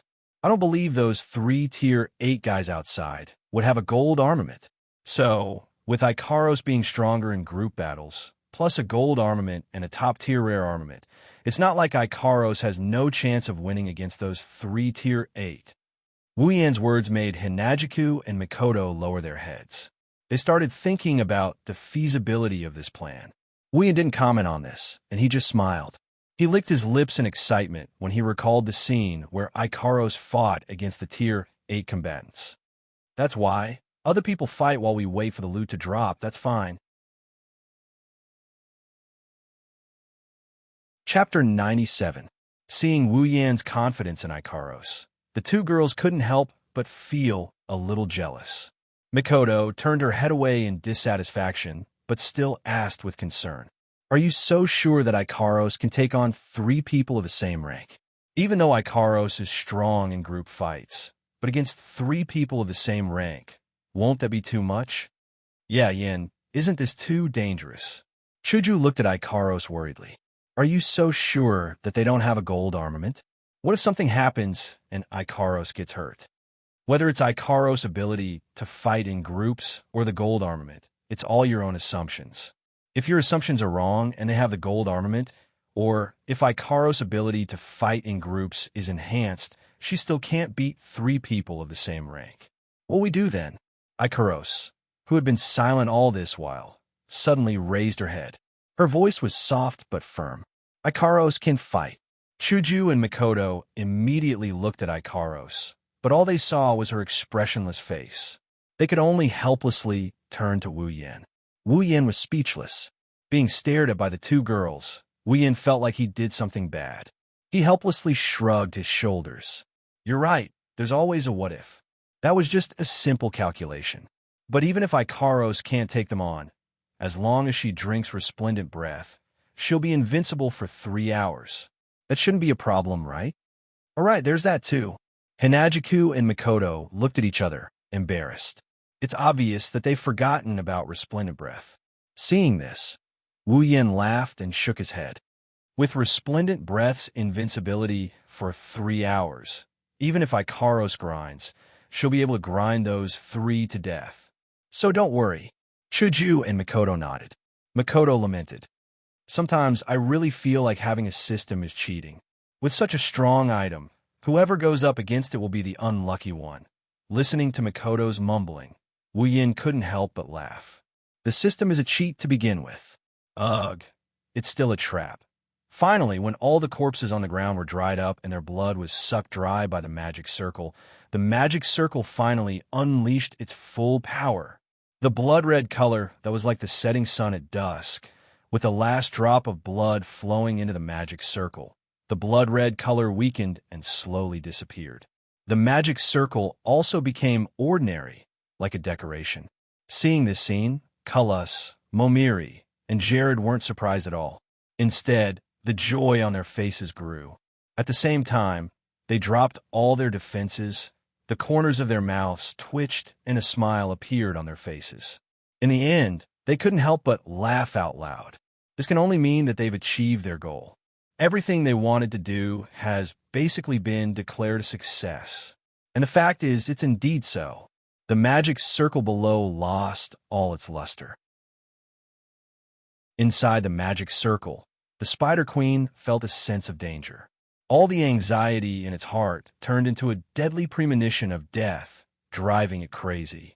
Taking advantage of the magic circle's disappearance, the Spider Queen let out a loud cry. Its numerous long legs fiercely stomped on the ground, shattering the ground and shaking the space. The Spider Queen nimbly jumped up and left the magic circle on the ground. However, before it could rejoice, an invisible force suddenly hit its body. That huge body that even a 9th-rank powerhouse would not be able to move was like a piece of paper.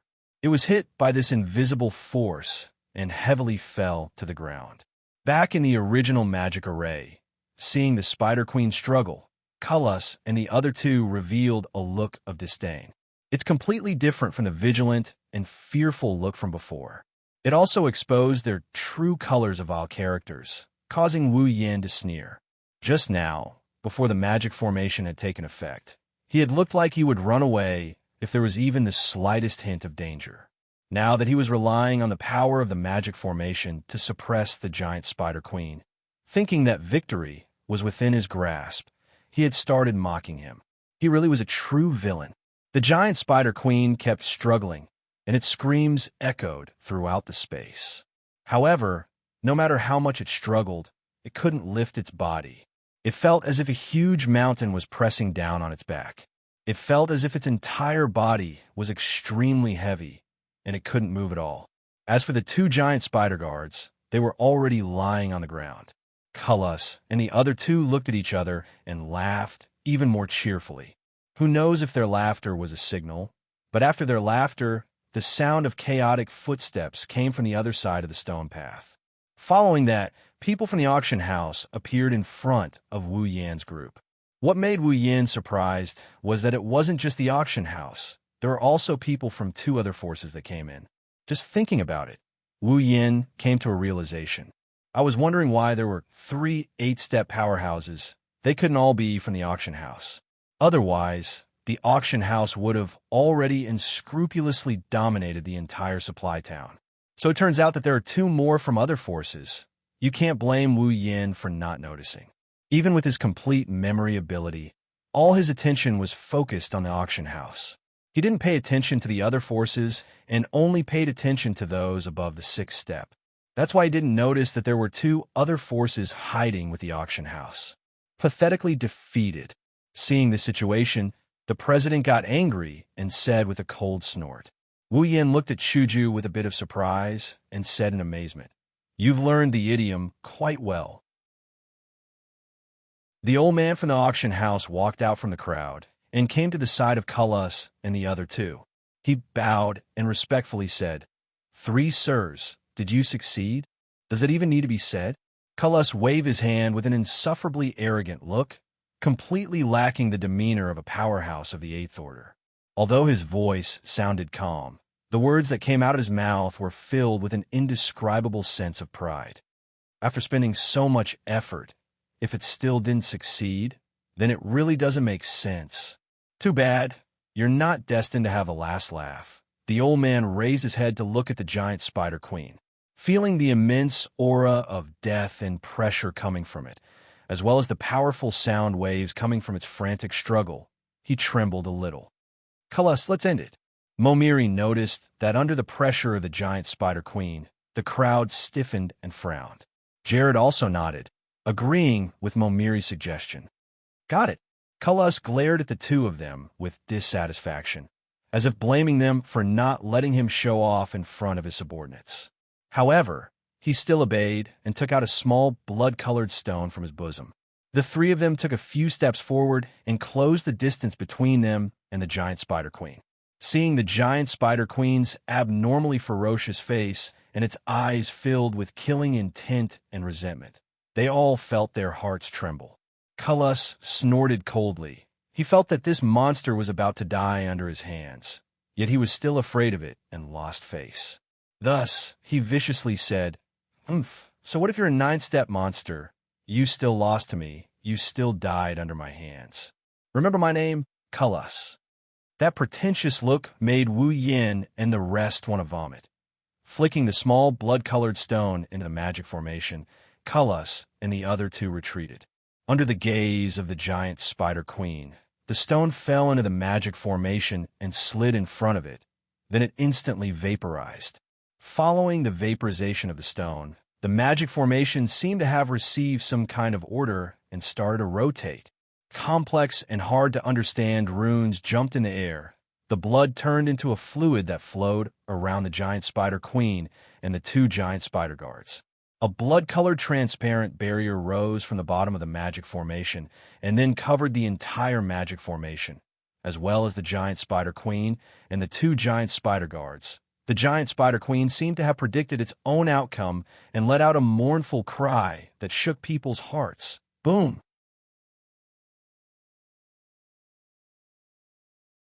Chapter 98. Boom! A red beam of light shot up to the sky. The magic circle shot it out like a laser cannon and exploded on top of the stone wall. However, the stone wall didn't have the slightest bit of damage. It's like the beam of light was originally there. The beam of light filled the entire magic circle. The screams of the Spider Queen and the two spider escorts also leaked out from inside. The deafening explosion came out from the magic circle without any warning. Wu Yin, Chuju, Mikoto, and Liren, who weren't prepared for this, all four of them felt dizzy and moaned softly. Only Ikaros was still as calm as ever. This made Wu Yin wonder if she's a natural or something. As for the people from the auction house, they looked at the magic array indifferently. At this time, the magic array was already in full operation, and the bright red light covered everything inside the magic array. Aside from a loud bang and the occasional miserable howl, no one could see anything inside the magic array. Seeing this situation, Cullis and the other two couldn't help but laugh out loud. The people behind them also let out a joyful expression, because at this moment, their plan has succeeded. Listening to the laughter coming from the crowd, Chuju and Mikoto clenched their teeth. If they didn't do this, they're really afraid that they wouldn't be able to hold it in and jump out. At this moment, they only felt pity for those who had died. Not only were they deceived, but they were also used after their deaths. Moreover, they were used to such an extent that they were worthless. At least, those who were immersed in the joy of the success of the plan did not care about their value. Wu Yin knows about the anger in the two girls' heart, but he can only stay silent. He's not as kind as Chuju and Mikoto to not care about the people who died. Those people from before also didn't care about the death of their companions. In Wu Yan's view, they deserve to die, so there's no need to care about them, of course. He also knows that he can't be as kind and forgiving as Chuju and Mikoto. He's just that selfish. No one knew how long the magic circle lasted. It was only when the screams stopped that the magic circle started to slow down. The red light became weaker and weaker. Finally, it stopped and gradually disappeared. The giant spider queen and the two giant spider guards lay quietly in the magic array that had already disappeared. There wasn't the slightest injury on their bodies. However, their originally pitch-black bodies were now deathly pale. There was no light in their eyes. The aura of death that had filled the giant spider queen's body had also disappeared without a trace. All signs of life had disappeared. I've finally succeeded. The treasure belongs to us now. Just like how the people who had died cheered for their victory against the stone spiders, the auction house and the other two minor powers also cheered after seeing the giant spider queen's death. They cheered with a clear conscience. Mikoto couldn't hold it in any longer. Looking at the cheering crowd, she couldn't help but feel infuriated, incomparably infuriated. Even in the past, she had never been as infuriated as she was today. Yen, can we go out now? Wu Yin looked at Mikoto and then looked at Chuju. He pondered for a moment and bitterly laughed. Well, I originally wanted to let them find the treasure and then go out and give them a good beating. But since you don't want to hide anymore, then I have no objections. Even though the giant spider queen had appeared and was killed, Wu Yin still couldn't be sure if there was only one boss in this place. After all, there's still no sign of the treasure. Who knows if it's already safe in front of them? It was a good choice to let those scumbags above lead the way and let them play a few more minor roles. They could also relieve some of their worries and solve some of their difficulties. But since Mikoto couldn't hold it in and Kaishu-sama even summoned White Cherry, Wu Yin was more or less pissed off at the people on the field. If that's the case, then let's go. At worst, if there's a situation later that they can't handle, they'll just use the item to retreat. Since they can't handle it anyway, Wu Yin doesn't believe that those guys on the field have the ability to handle it. Unless they run back and lure another group of people to their deaths and set up another magic formation. Making up his mind, Wu Yin said, Ikaros, I'll leave those 3 tier 8 to you. If you can't handle it, drink resplendent breath. Got it? Ikaros's eyes flashed with an undetectable light. Yes, master. Wu Yin nodded seriously at Ikaros before looking at Chuju and Mikoto. Chuju, Mikoto, I'll leave the little girl to you guys. As for the helpers, leave them to me. Why? I want to help too. Hinajiku quietly picked up Liren. She said she would take care of her. Mikoto, on the other hand, isn't happy about this.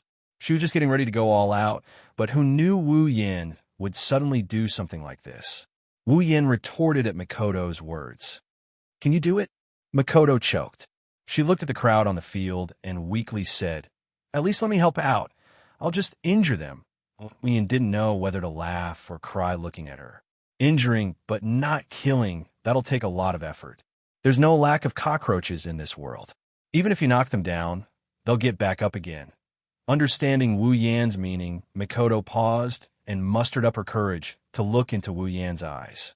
Her brown eyes were filled with determination, but there was also a trace of pleading hidden deep within. Let me help out a bit. There are a few tier 7 fighters among them, and quite a few tier 6 pinnacle. You're only tier 6. It's too far-fetched for you to fight alone. Let me help. I don't want to watch my companions fight while I watch from the sidelines. Lowering his head, Wu Yin went silent. Mikoto was still looking at Wu Yin with hope and expectation. Chuju nodded silently and went silent as well. Her mission is to take care of little Liren. There's still a long way to go in the future, She'll have to wait until she gets stronger before she can share his burden. She still has some ideas. After a while, Wu Yin smiled bitterly. Fine, I'm afraid. Cullis walked in front of the Spider Queen and kicked it, scolding, Damn it, for a monster like you, I've put in a lot of effort. Now that you're finally dead, it's really satisfying. Momiri coldly swept a glance at the Spider Queen and retracted his gaze. Looking at the stone path ahead, he impatiently said to Cullis and Jared, Now, can we go get the treasure? Hearing the word treasure, Cullis and Jared instantly became spirited. After spending so much effort, the treasure is now right in front of their eyes. A treasure guarded by a rank 9 Spider Queen.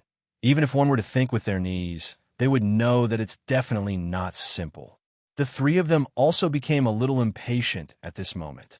Just as they were about to lift their feet, a figure suddenly appeared in front of them. Without a sound, Cullis, Momiri, and Jared were all stunned. Their eyes widened, and when they saw clearly that it was indeed a person in front of them, the three of them couldn't help but take a step back with cold sweat dripping down their backs. Someone appeared in front of them, and they didn't even notice? Just now, if it was a sneak attack. Thinking up to here, plus the fact that there's something on the figure that shouldn't appear on a human, the three of them took a few steps back and became alert out of reflex. Of course, it's not that their alertness isn't high. It's just that they didn't expect there to be a survivor here. If it was a sneak attack, just now it would have alerted them. That's why they chose a direct confrontation. Who are you? Cullis coldly shouted. Momiri and Jared beside him also had the same expression, staring at the figure in front of them with shock in their hearts. Because the figure in front of them is not only unbelievably beautiful, but there's also a halo on top of her head and a pair of wings of light growing out of her back. Staring at the opponent in front of her with her crimson eyes, Ikaros lifted her head. Her face was as calm as an ancient well, and her aura was raised to its peak. Ikaros, attack! Chapter 99. An angel. That's the first impression Ikaros gave everyone. Beautiful beyond compare, tall and voluptuous figure, a pair of blue wings of light fluttering behind her back, and a pure white halo covering her pink hair, giving Ikaros a sense of divinity and majesty. But if they knew that this form of Ikaros is unique to combat mode, what would they think? Of course, they won't know because at this moment, if they're not shocked by Ikaros' appearance, then they're mesmerized by her celestial beauty. Ikaros didn't care about how much shock her appearance brought to everyone. Right now, in her mind, there's only the mission Wu Yin gave her. In her eyes, there's only the 3-tier 8 combatants closest to her. After confirming her target, Ikaros' lips slowly moved under everyone's watchful eyes. Her cold voice traveled into everyone's ears, however. The content once again caused everyone to be unable to help but be stunned. Ikaros, attack! As the voice fell, the space around the angel began to tremble. Unknown metallic objects appeared out of thin air around the angel. Looking at the large amount of unknown metallic objects, everyone was puzzled. Cullis and the other two, however, had a drastic change in expression.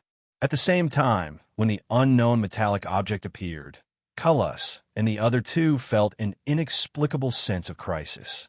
It was this sense of crisis that caused their expressions to change. With a shift of their bodies, they quickly fled from their original location. Artemis, permanent rear-end missile. This permanent rear-end missile has long been Ikaros' signature move. Maybe even Ikaros didn't know that most of her battles are started with permanent rear-end missile. Today is the same. Permanent rear-end missile signifies the start of the battle. As for Cullis and the other two who reflexively dodged, they naturally didn't know that the unknown metallic object, known as the permanent homing missile, was unavoidable. The missile moved in an indescribable trajectory in the air, causing Cullis and the other two's faces to change again and again. The three quickly split up and ran in different directions to avoid the attack of the unknown metallic object. Permanent rear-end missile speed is definitely not for show. Compared to a real missile, it's even faster. If it wasn't for the fact that Cullis and the other two aren't normal characters, they would have been hit long ago. When the rear-ending missiles split into several directions and attacked them again, their expressions finally changed from a slight change to one of shock. From the speed of these unknown metal objects, they could tell that if they were hit, it would definitely not be over with just a little injury. Caught off guard by Icaros, Cullis, and the other two were furious after the initial shock. Not long ago, they were the ones who had to watch others dodge their attacks. Now, they're being toyed with by a girl who popped out of nowhere. How can they not be furious? Damn, don't look down on me. Cullis roared. A huge knight's sword appeared in his hand. This sword doesn't look any different from a normal knight's sword. However, if you treat it as a normal knight's sword, you'll definitely die a horrible death. The moment Cullis drew his sword, the homing missile immediately caught up to him. Cullis roared. The veins on his sword-wielding hand bulged out. Cullis fiercely swung his sword. A sword formed from dough, chi flew out from his sword to meet the homing missile. Momiri and Jared also took out their weapons at the same time. Momiri's is a black spear while Jared's is a double-sided axe that's as long as a spear. Rare armament. With just a glance, Wu Yin saw through the level of Cullis and the other two's armaments. With the system's perceptive sensing and the same rare armament, Wu Yan's eyes are much easier to distinguish compared to those so-called discerning people. However, this also allowed Wu Yin to breathe a sigh of relief. At least, he hasn't seen a gold armament yet. But why is it a sigh of relief? Wu Yan's only fear is that Cullis and the other two might have some trump cards up their sleeves, but after a quick glance, Wu Yan didn't have the time to observe any further. Those angry-looking warriors who are pouncing at him like wolves and tigers didn't intend to let him enjoy the show any longer. How can he not be angry? Ever since that beautiful angel appeared, this black-haired, black-eyed man and the short brown-haired girl standing beside him have been staring at the battle between the angel and the three lords. God knows how many times he and the others have asked, "Who are you guys?" But they were all ignored by them. Who can hold back their anger? Please remember to message me. Following the charge of these warriors, the magicians at the back also started chanting their spells, preparing to release their magic. Seeing this, Wu Yan's head started to hurt. What he's most afraid of are these sneak attacks. If he were to get hit by a cannon during the battle, he's afraid he'll be chopped up by a flurry of blades. Even though he has the spiritual dragon armor and can completely ignore attacks below rank 6, but there are still quite a number of rank 6 here. At that moment, Wu Yan could only sigh and say to Mikoto, "Mikoto, a group battle is disadvantageous for us. Let's go." Hearing this, Mikoto unhappily glanced at the attacking magicians at the back. She took out a bottle of potion and in a few gulps, gulped it down. With the same action, Wu Yan gulped down the potion wolf in an even swifter manner than Mikoto. Then, he chuckled and tossed away the empty potion bottle in his hand. Exchanging glances with Mikoto, he charged into the crowd. Facing Icaros who can fly, Cullis and the other two are undoubtedly at a disadvantage. Even though they can also use Do-Chi to fly for a short period of time, but obviously they can't fly as nimbly as Icaros who has wings. Icaros's instantaneous change in flying technique gave them a headache. Apart from a 7-step magician who can use flying magic, who else can fly as freely as Icaros without the use of other tools? Unless it's those demigods who can fly as if they're walking. Even a rank 9 powerhouse can't fly as freely as she does. This is something that Wu Yan didn't expect. Being able to fly as freely as she wants gave Icaros an obvious advantage in this battle. Add to that her extraordinary performance in the group battle and her series of armaments. Maybe Icaros really doesn't need to drink the resplendent breath like Wu Yan and Mikoto. Another homing missile was destroyed by the armaments in Cullis and the other two's hands. Cullis and the other two's faces were as gloomy as water, angry and helpless. That flying ability is really too hard to deal with. And these flying metal lumps, damn it, who the hell is that woman? And wings, is she a demonic beast? Impossible. I've never heard of a demonic beast in human form. Could she be a demigod demonic beast in human form? That's even more impossible. If she's a demigod, why go through the trouble of using so many metal lumps? She could just slap them with her palm. Culus is getting spun around by the homing missiles until he's dizzy. He couldn't help but curse out loud as he swung the armament in his hand and shot down countless missiles.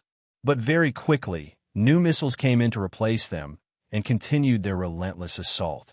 Jared leaped to Culus's side, and Momiri did the same. The three of them gathered together, and Jared immediately said, "We can't go on like this. We'll have one person block the flying metal, one person open up a path, and the other one attack." Culus and Momiri thought for a bit and nodded in agreement. There's no choice if they don't do this. They'll run out of dochi sooner or later and be ground to death by that angel. Jared raised his double-sided axe, and with a swing of his axe, all the missiles around him were smashed to pieces. Culus and Momiri leaped up and attacked Ikaros. Ikaros's eyes widened, and another homing missile was fired. Because the distance between them was shortened, it reached the two in an instant. Explosive wind flash. Momiri raised his spear and condensed a large amount of do-chi at the tip of his spear.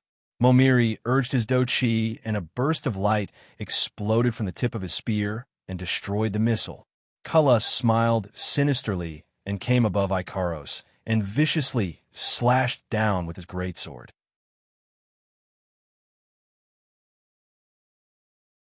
Chapter 100.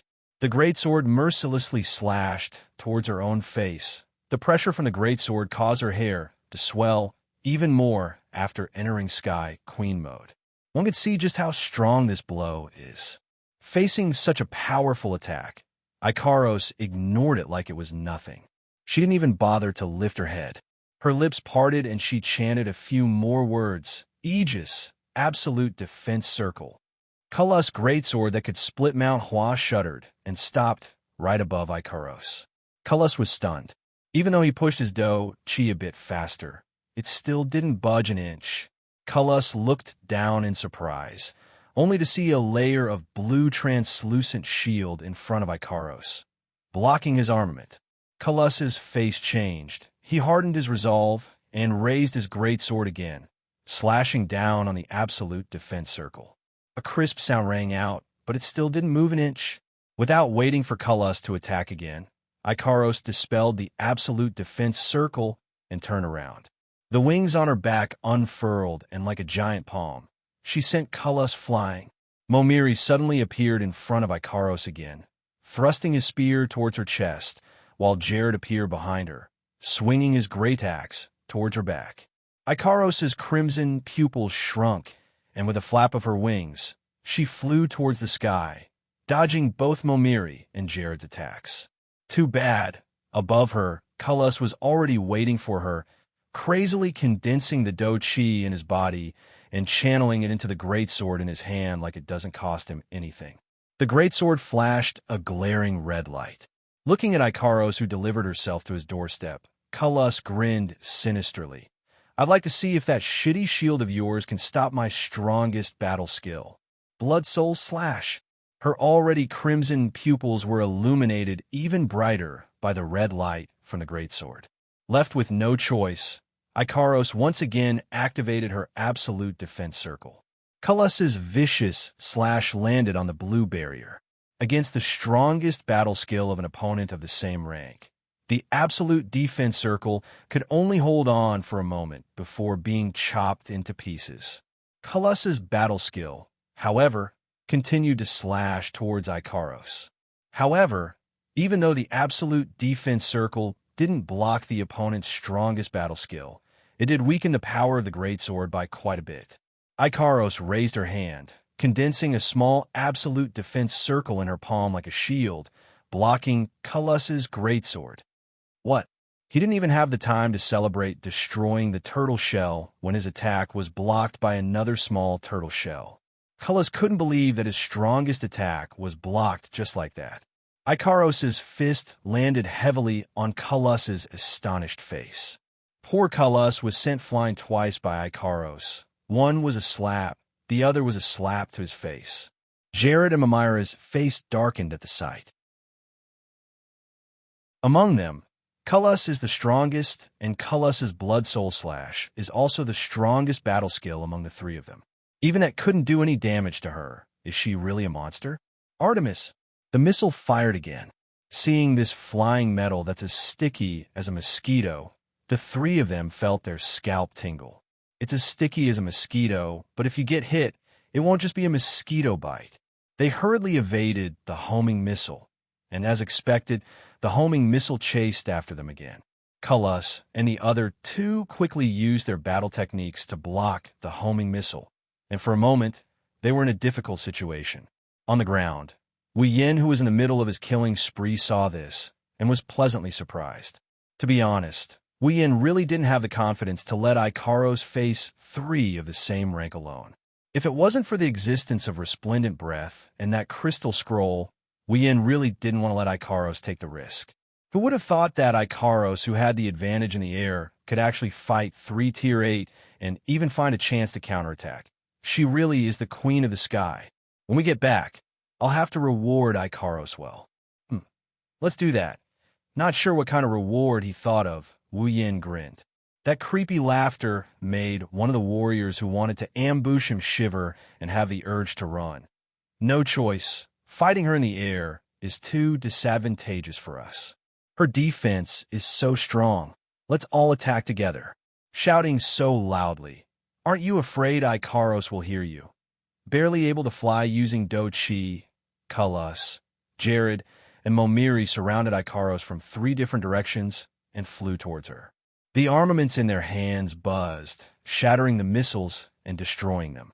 When they arrived in front of Ikaros, they immediately used their battle skills. Explosive Gale Flash, Mad Strike, Blood Soul Slash. 3 people, 3 battle skills, 3 different directions. All of them attacked Ikaros. If she gets hit, needless to say, even Ikaros would be heavily injured. With a few flashes of light in her eyes, Ikaros calculated how strong these 3 battle skills are. She instantly activated her absolute defense circle and wrapped herself in it, forming a circle. Bang! Culus and the other two's battle skills also arrived in a blink of an eye. The 3 battle skills hit the absolute defense circle with a loud bang. In an instant, the blue light of the absolute defense circle, the white light of explosive Gale Flash, the black light of Mad Strike, and the blood light of Blood Soul Slash, all of them came to a standstill in the air with a loud bang. Wu Yin and Makoto's heart skipped a beat. Their hands moved faster in an attempt to end the battle quickly and help Ikaros. Bang! Another loud explosion rang out. This time, it was Ikaros' absolute defense that was broken. Seeing this, Culus and the other 2 were overjoyed. They increased the strength in their hands and attacked Ikaros ferociously. Ikaros, Shuju, who was hiding in the cloak and hugging little Liren, watched this scene with worry in her heart. With 3 battle skills on her, Ikaros won't be able to dodge in time. Ikaros' crimson eyes flashed again, and the wings behind her flapped. It's no use. Thinking that Ikaros wants to rely on her wings to fly away again, Culus, Momiri, and Jared laughed without a care in the world. Right now, Ikaros is already surrounded by their attacks. Where else can she fly to? With that thought in mind, the 3 of them immediately used their armaments to send their battle skills towards Ikaros' hot body. Bang! Hearing this sound, Wu Yin's pupils shrunk to the size of a needle. Gritting his teeth, Wu Yin immediately used Chaotic Return to Horizon Waltz to blast the 3 warriors into pieces before looking up at the sky. The scene that entered his eyes stunned him for a moment before he calmed down. Ikaros used her wings to cover her body and used her wings to block the 3 battle skills. This is impossible. Culus was in a state of madness. His strongest attacks were blocked one after another. How could the prideful Culus accept this? Momiri and Jared exerted all their strength to circulate their fighting energy, but the light wings in front of them were like an iron wall. Even when they used all their strength, they still couldn't move them. If this was the moment they used their battle skills, Ikaros' wings, of course, wouldn't be able to block their attacks. Too bad. Cullis and the other two already used up a lot of energy when they were facing off against Icaros's absolute defense circle. What's left is obviously not enough to break through Icaros's wings. Cullis and the other two thought for a moment and understood what's going on. Withdrawing their armaments, they planned to use their battle skills again to take down Icaros in one fell swoop. Icaros lifted her head and her wings grew several times bigger. With just a push, Cullis and the other two who were just inches away from her were pushed back by her wings, causing them to fall back.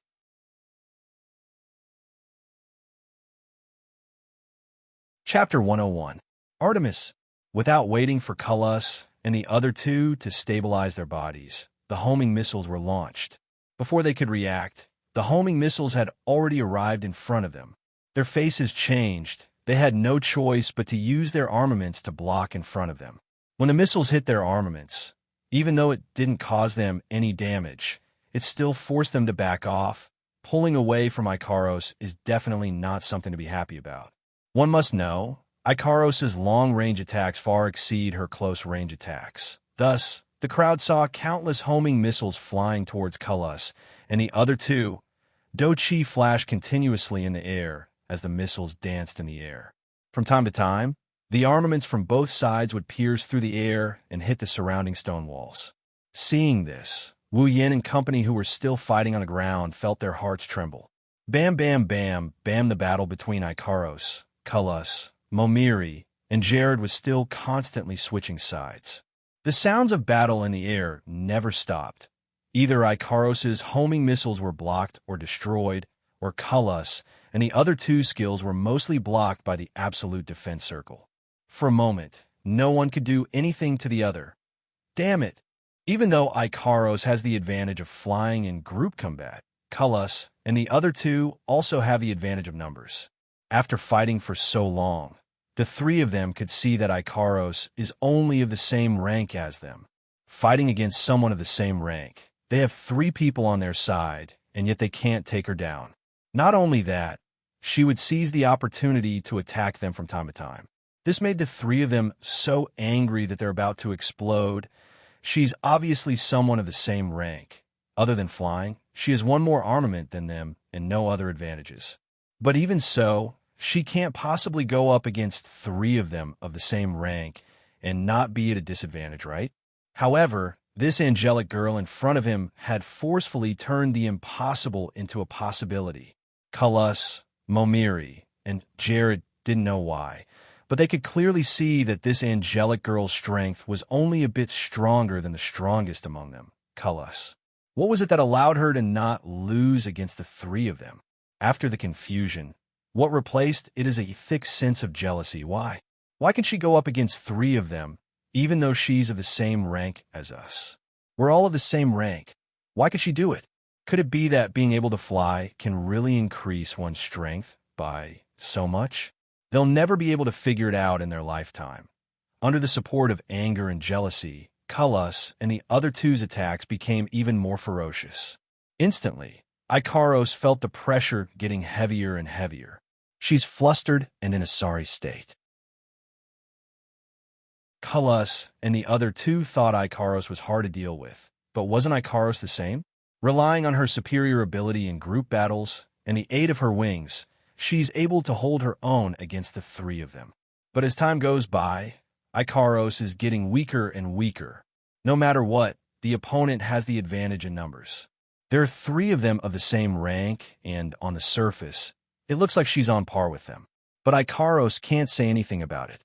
Absolute defense circle shatters the moment it gets hit, and she still has to use her wings to block the attacks. Even though she's doing a good job of blocking them, some of the force from Cullis and the other two's attacks are still transmitted to her body. So even though it doesn't look like much on the surface, it's unavoidable that Icaros is already injured. As Cullis and the other two continue to attack, Icaros' internal injuries will sooner or later turn from light to heavy. Only Icaros knows that battle techniques aren't without effect. Actually, this is also within Wu Yan's expectations. Even though he's confident in Icaros, the opponents are still three of the same rank as her. Even if Icaros has the advantage in group battles and flying, At most, it'll be a stalemate. It's not going to be easy for Ikaros to defeat them originally. Wu planned to let Ikaros use these advantages to deal with Cullis and the other two. After they're done with the small ones, they'll deal with the big ones together. Even though Wu Yin and Mikoto can't compare to the Tier 8 Cullis and the other two, but with the miraculous effect of resplendent breath, it's not like they can't put up a fight against them. But Ikaros didn't think that way. These three are Master's enemies. They're a threat to Master. She must eliminate them. That's what Ikaros is thinking. This is something Wu Yin didn't expect. But even if he did, Wu Yin wouldn't care. After all, Ikaros has resplendent breath as well. As long as she consumes it, she'll win no matter what. Besides, Ikaros hasn't used her full strength yet. Relying on her flying and group battle advantage, she can only fight Cullis and the other two to a stalemate. That's true. But doesn't Ikaros have any other advantages? Wrong. Wu Yin and the rest know that Ikaros still has a huge advantage. Once again, Ikaros didn't panic in the face of the trio's attacks. Again, she used her absolute defense to block the majority of their power and her wings of light to block the rest of their power. Once again, she sent them flying.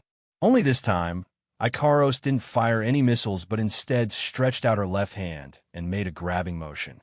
A strangely shaped black bow covered in barbs appeared in her hand. Everyone be careful. That woman took out another armament.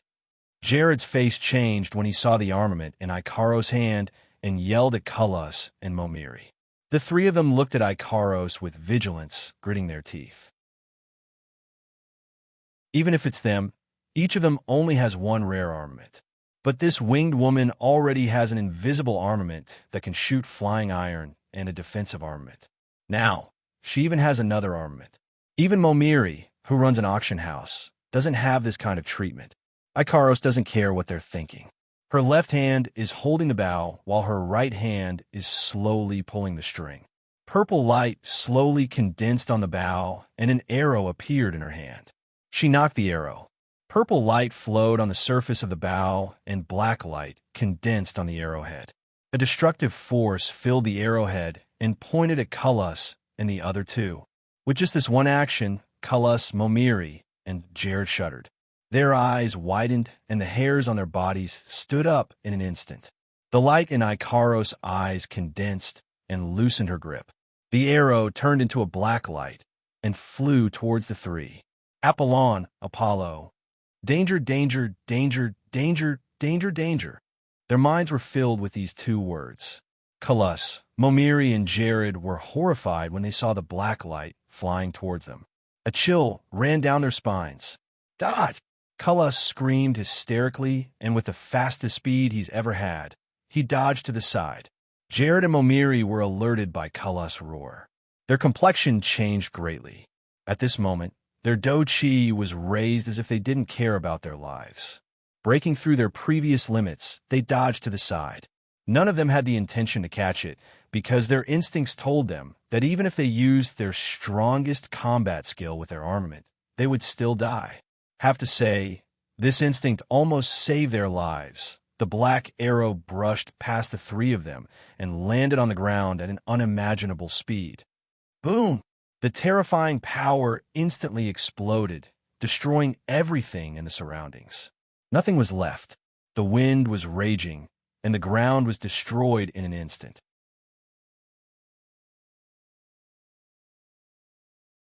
Chapter 102. This is really... Wu Yin and Mikoto looked at the scene in front of them. Both of them had the same expression in their eyes. That's luck. Both of them patted their chests with lingering fear. Cullis, Momiri, and Jared also looked at the scene on the ground, their eyes wide open, their eyeballs almost popping out. What kind of scene is that? What they saw was the ground that was only slightly cracked after a few battles, but now the area that was hit by Ikaros Apollo has completely disappeared. Not just the ground, even the people who were fighting Wu Yin and Mikoto were all smashed into pieces. There's not a single trace of them left in this world. The only thing left is a huge crater with a diameter of 100 meters. Gulp. Gulp sounds kept ringing in this silent space. Those were the lucky ones who weren't caught in the shockwave. Of course, that includes Cullis and the other two. Ikaros move killed at least 70% of the people fighting Wu Yin and Mikoto on the ground. As for the others, they were either injured by the shockwave or blown away by the wind. Even those who were knocked down by Mikoto and lost their ability to fight, but were still alive, were unlucky enough to die under Apollo's attack. If Wu Yin and Mikoto didn't drink resplendent breath, they would have either died or been injured. Of course, if they didn't drink resplendent breath, Ikaros wouldn't have chosen to use Apollo at that angle. Just thinking about how he was happily hacking away at people from that position, Wu Yin couldn't help but gulp. Ikaros isn't just a natural. There's a possibility that she's also a natural evil. Definitely not to be messed with. Definitely that monster. At this moment, Cullis, Momiri, and Jared no longer have any anger or jealousy in their hearts. Those emotions have been shattered by Ikaros' terrifying attack. Following that, Cullis and the other two's gazes towards Ikaros carried a little bit of fear. One has to know, this fear in their entire life, they only felt it once when they faced the Spider Queen. Seeing that her attack didn't work, Ikaros once again placed her jade hand on the bow. Stop her. Don't let her use that armament again. Cullis and the other two were scared out of their wits. They almost threw their weapons away. That kind of destructive power, that bow is definitely a top-tier rare armament. Just now, in order to avoid that arrow, they had used up 50% of their Do Chi. Using Do Chi beyond their limits, their bodies were still in pain. They almost couldn't dodge that arrow. If there was another one, Cullis and the other two don't dare to imagine anymore. Ignoring the screams coming from their bodies, the three madly pushed their Do Chi and rushed towards Ikaros with their lives on the line. Drawing a bow and knocking an arrow also needs time. Not to mention Apollo still needs to gather his energy. Even though this period of time isn't that long, it's still enough. If it was Cullis and the other two before, they wouldn't be able to stop this. But now, under the threat of death, the three of them completely exploded. They didn't care about overloading their Do Chi and rushed towards Ikaros like madmen. So, before Ikaros knocked an arrow, they raised their armament and attacked her. Ikaros could only raise the bow in her hand, clang. After blocking their attack, Ikaros was pushed back by the huge force. When she looked up, she saw Cullis and the other two once again appear in front of her with bloodshot eyes and continue to attack her. The absolute defense circle instantly expanded, blocking the attacks of Cullis and the other two. The absolute defense circle that required them to use their strongest combat skills to break was obviously not something that could be broken with just a normal attack of theirs. But at this moment, Cullis and the other two couldn't care less. As long as they stop, that terrifying arrow will be shot again, and they have no confidence in dodging it. Thus, with twisted faces, Cullis, Momiri, and Jared crazily swung their armaments and attacked the absolute defense circle. Even with the absolute defense circle, Ikaros can't use Apollo. She can't even use her permanent homing missile. She can only use the absolute defense circle to back away and look for a chance to draw her bow again. But Cullis and the other two won't let Ikaros have the chance to use Apollo again. When Ikaros retreated, they pressed forward and continued to attack the absolute defense circle. It's not that they don't want to use their combat skills, but if they do, Ikaros will use Apollo, and at that time, they'll be the ones to die. So, even if the situation isn't looking good, they can only hold on, while Ikaros and Cullis and the other two are stuck in a stalemate. Wu Yin and Mikoto already finished off the rest of the people. Looking at the sky, they didn't know what to do at the moment. After all, they don't know how to fly. Even if Wu Yin could exchange for something that allows them to fly temporarily, there's nothing he can do about it in this situation. So, all he could do is stand there and stare. Ikaros also noticed that Wu Yan's group has finished off their opponents. Looking at Cullis and the other two who were still attacking the absolute defense circle, she seemed to have made some kind of decision and put away the bow in her hand. Cullis and the other two were stunned. The armament in their hands also paused, but didn't react. Why did she put away such a terrifying armament? What they don't know is the real terror is yet to come. Ikaros suddenly spread out the light wings behind her back, and with a flash, they turned into 12 light ribbons. Seeing this, Cullis and the other two are even more confused, but this is an opportunity. So they stop what they're doing and gather their Do-Chi, preparing to use their combat skills to break through the absolute defense circle in one fell swoop. But Wu Yan's eyes lit up, because on the screen he's seen this scene countless times. He knows the next Ikaros is the strongest Ikaros in the truest sense. Connect. The light ribbons behind Ikaros spread out and extended backwards. Suddenly, the front end of the light ribbons caused a ripple in space. The light ribbons extended inwards and unbelievably pierced into the void. At the same time, a flash of light came from a void where the light ribbons pierced into. Like electric wires, a shadow extended out from Ikaros' back, and after that, a fighter jet-shaped shadow appeared behind her back. What is she trying to do now? Such a strange scene naturally wouldn't go unnoticed. Having experienced it once before, Cullis and the other two's hearts skipped a beat. A bad premonition rose from the bottom of their hearts. Looking at the stunned Cullis trio, Ikaros' expressionless face unnoticeably turned cold. With a wave of her hand, several cannons emerged from the void. Uranus system. What the hell is that? The sudden appearance of the cannons gave Cullis and the other two a fright. They felt like the number of times they'd been scared in their entire life wasn't as many as today. Looking at the cannons behind Ikaros, the three couldn't help but take a step back. That's a fighter jet. Mikoto and Chuju, who's hiding on the side. Both of them were dumbstruck looking at the Uranus system behind Ikaros. Their jaws dropped, and their jaws almost dropped to the ground. Compared to a fighter jet, Ikaros' Uranus system looks more like a battle fortress. Wu Yan looked at the Uranus system with great interest. His eyes sparkled with excitement. He's been wanting to see it in real life for a long time now. Mikoto turned around and looked at Wu Yan. Uranus system? That's Ikaros' gold armament, right? After Wu Yan nodded, Mikoto once again looked at the Uranus system. Her mouth twitched. Who would have thought?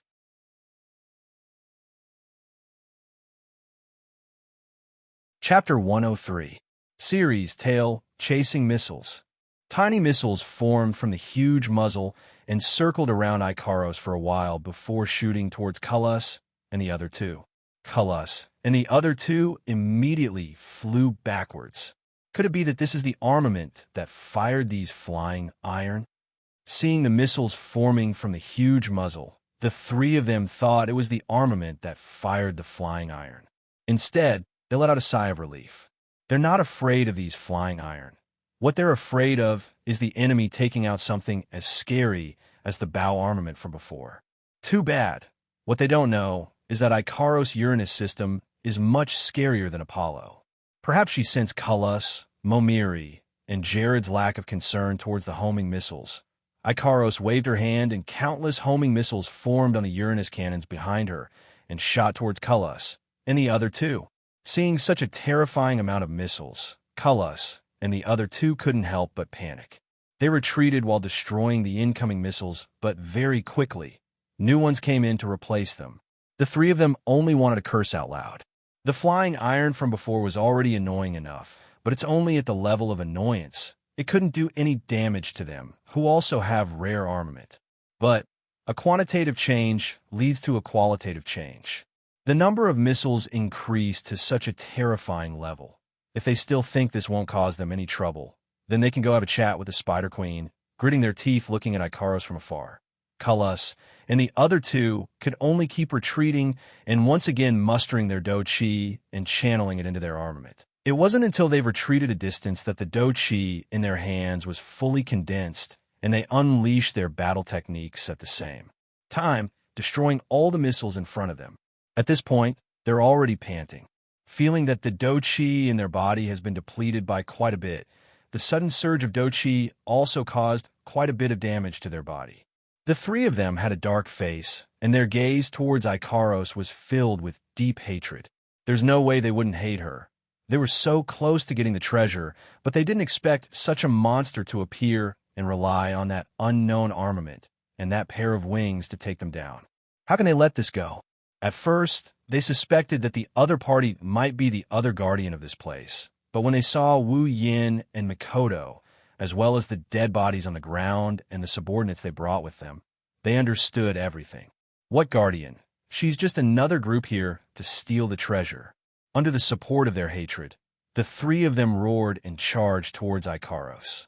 At this moment, Apollo's existence has already been forgotten by the three of them.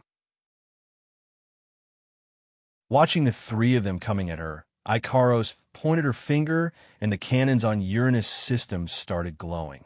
And with a wave of her hand, a few beams shot out. Before the three of them could even get close, the beams exploded on them in a blink of an eye. Being hit by the beams, Kulus, Momiri, and Jared all spat out a mouthful of blood. The blood splattered on the ground, calming down their slightly feverish heads. Of course, the price was still a little high. Facing the three figures flying backwards, Ikaros didn't have the slightest intention of going easy on them. As a strategic angel and the Sky Queen who fought her way through the war, the number of lives lost by her hands is at least tens of millions, if not hundreds of millions. That's why even though Ikaros is pure and kind, she's definitely not merciful. With another wave of her hand, the homing missiles formed again and shot towards the three figures flying backwards. Before they could land on the ground, the missiles hit their bodies. Boom, boom, boom. A series of continuous explosions sounded from where the three of them were standing. The homing missiles that didn't hit their targets didn't slow down in the slightest as they landed on the ground, adding a few more scars to the already pockmarked ground. Success! Mikoto's face lit up with joy. She couldn't help but shout in excitement. Even her forehead was flashing with electricity, making Wu Yin wonder if she's happy or just itching for a fight. However, Wu Yin isn't as optimistic as Mikoto. Ikaros' homing missiles may have a lot of destructive power, but to say Kulus and the other two died just like that, Wu Yin wouldn't believe it. No matter what, they're still Tier 8. How could they die so easily? Have to say, Wu Yin's thinking is correct. The homing missiles hit the ground, creating a thick black smoke. Too bad the smoke didn't last long before it was blown away by a sudden gust of wind. Kulus and the other two are holding rare armaments with dense chi, pointing them at Ikaros. Don't think we have to get close to attack you. Their clothes are already in tatters. Traces of blood are flowing out from under their skin. Under the homing missile's attack, the three of them suffered quite a bit of damage. Kulus laughed maniacally. The three of them shouted at the same time and stacked their armaments together. Suddenly, the three people's chi began to fuse. Their chi, which was originally not very strong, was forcefully raised to a new level.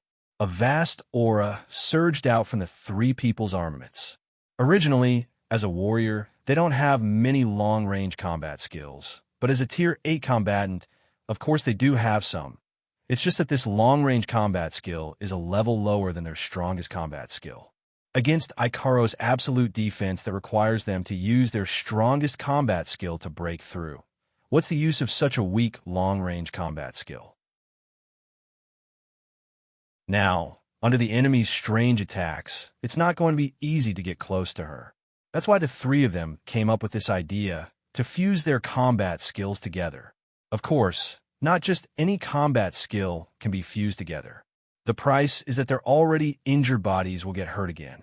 But if they don't do this, they'll die sooner or later. Rather than that, they might as well take a gamble. A huge amount of chi condensed on the three's armaments. An aura leaked out from the armaments, creating a small gust of wind on the ground, blowing away all the pebbles on the ground. Wu Yin and Mikoto retreated to a safe distance. Even though they drank resplendent breath, they still instinctively left the danger zone and looked at the battlefield. Wu Yin and Mikoto's actions. At this moment, it's like a gunshot at the start of a long run.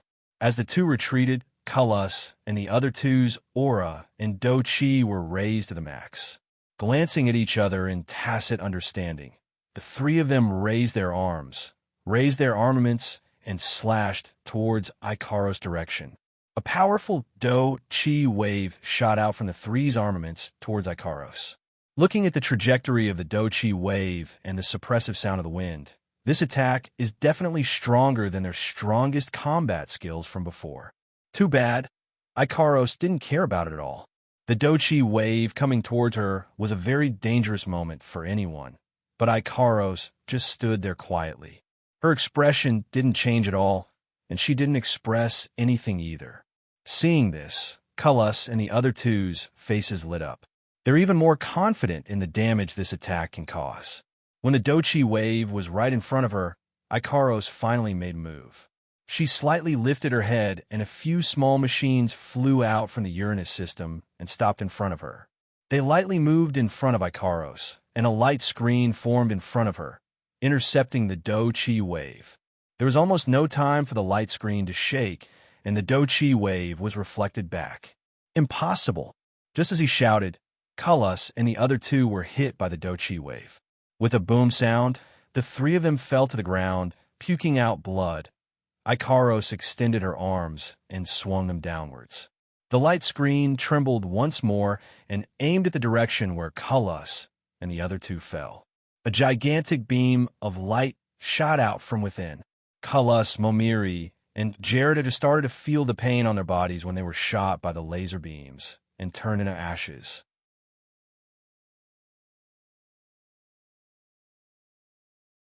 Chapter 104. Wu Yin, Chuju, and Mikoto, all three of them fell into a state of stupor. Even Wu Yin, who had full confidence in Ikaros, was the same. How could what he saw with his own eyes be compared to what he saw on the screen?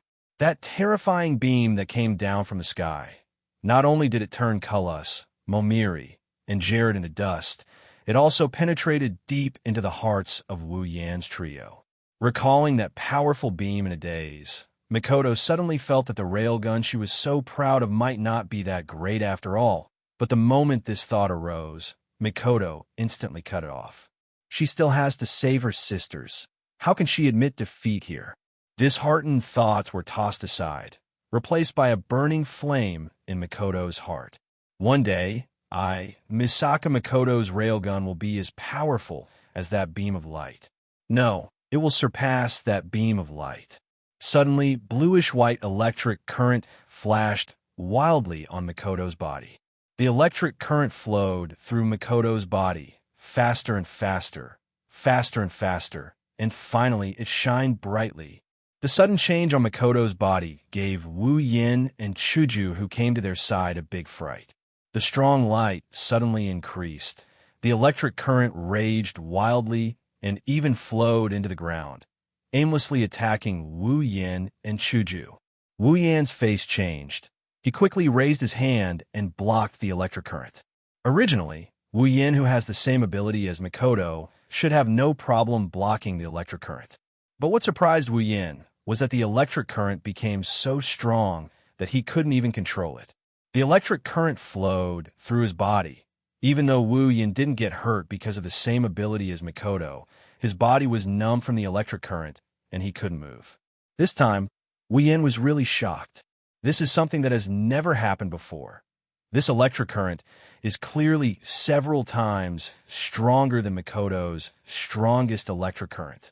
Moreover, looking at Mikoto's bewildered expression, it's likely that all of this wasn't her doing. What's going on? Hiding behind Wu Yin, Chuju still couldn't react. Why did Mikoto suddenly go crazy? Wu Yin furrowed his brows as he looked at the increasingly powerful aura emanating from Mikoto's body.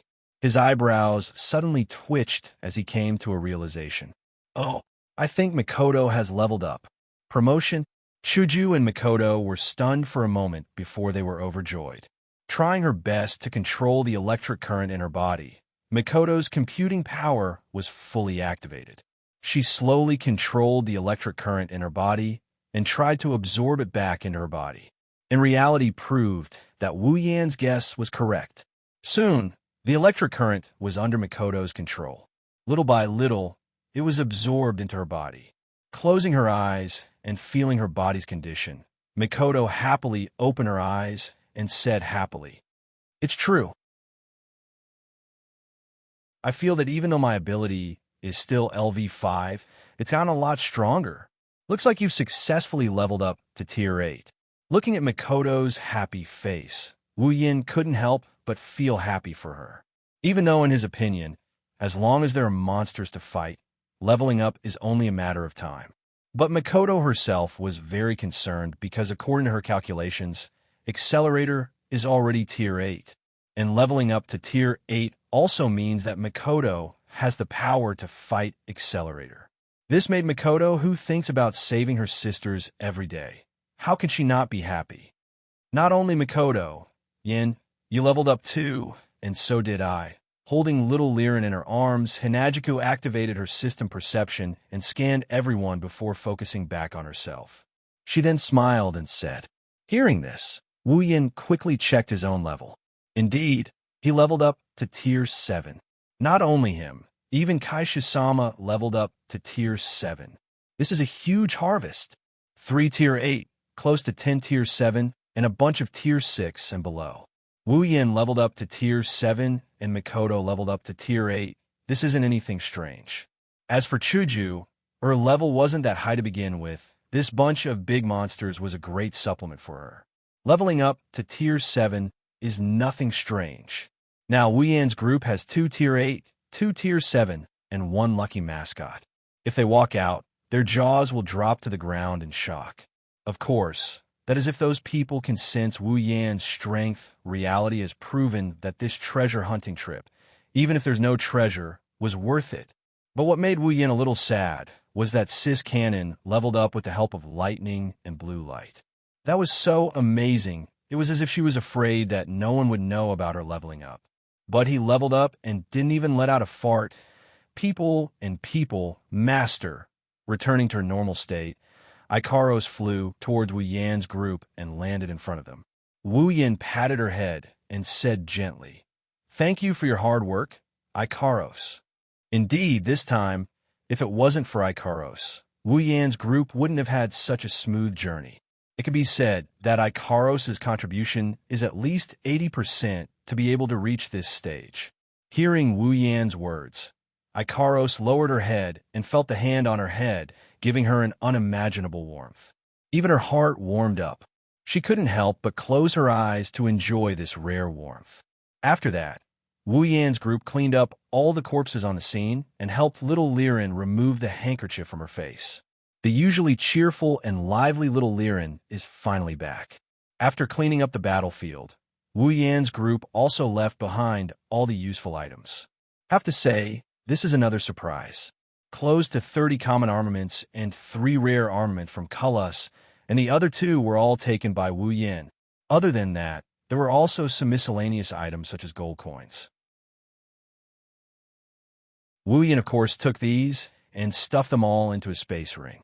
Close to 30 common armaments and 3 rare armaments were quickly exchanged for equipment points by Wu Yan, earning him 50,000 equipment points.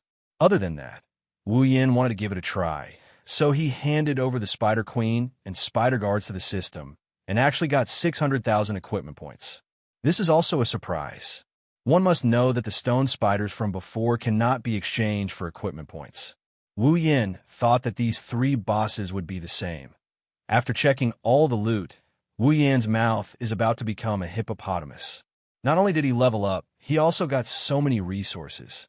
Have to say, in Wu Yan's heart, Cullis and the other 2 have already become good people. Opening the system list to check the character's status, character, Wu Yan ability, sword mastery, cooking mastery, complete memory, chaotic return to horizon dance, electromancer, LV4, equipment, Shana of the Holy Temple, C rank, dragon armor, C rank, summons, Misaka Makoto, Gue Chuju, Ikaros equipment points, 71,000 item points, 88,000,000 ability points, 1010,000 summoning points, 12,000,000 level, 65, character, Misaka Makoto ability, Electromancer, LV5, strength, B endurance, B agility, A spirit, A equipment, none level, 70 character, Gue Chuju ability, none strength, B endurance, B agility, A spirit, B equipment, White Cherry Blossom, C rank, level, 60 character, Ikaros ability, Sky Queen mode strength, A endurance, B agility, A spirit, A equipment, Artemis permanent homing missile, C rank, Aegis absolute defense circle, C rank, Apollon Apollo, C rank, Uranus system, B rank, level 78. All in all, ignoring the series of B that made people ridicule endlessly, this trip could be considered to be a happy one. The only question was, how did the president's white cherry blossom level up? It was clearly only D rank before. After the system's explanation, everyone finally understood. Because Chuju did not have any ability and her strength was too low when she was first summoned, the system modified white cherry blossom into an equipment that can level up. This is another surprise.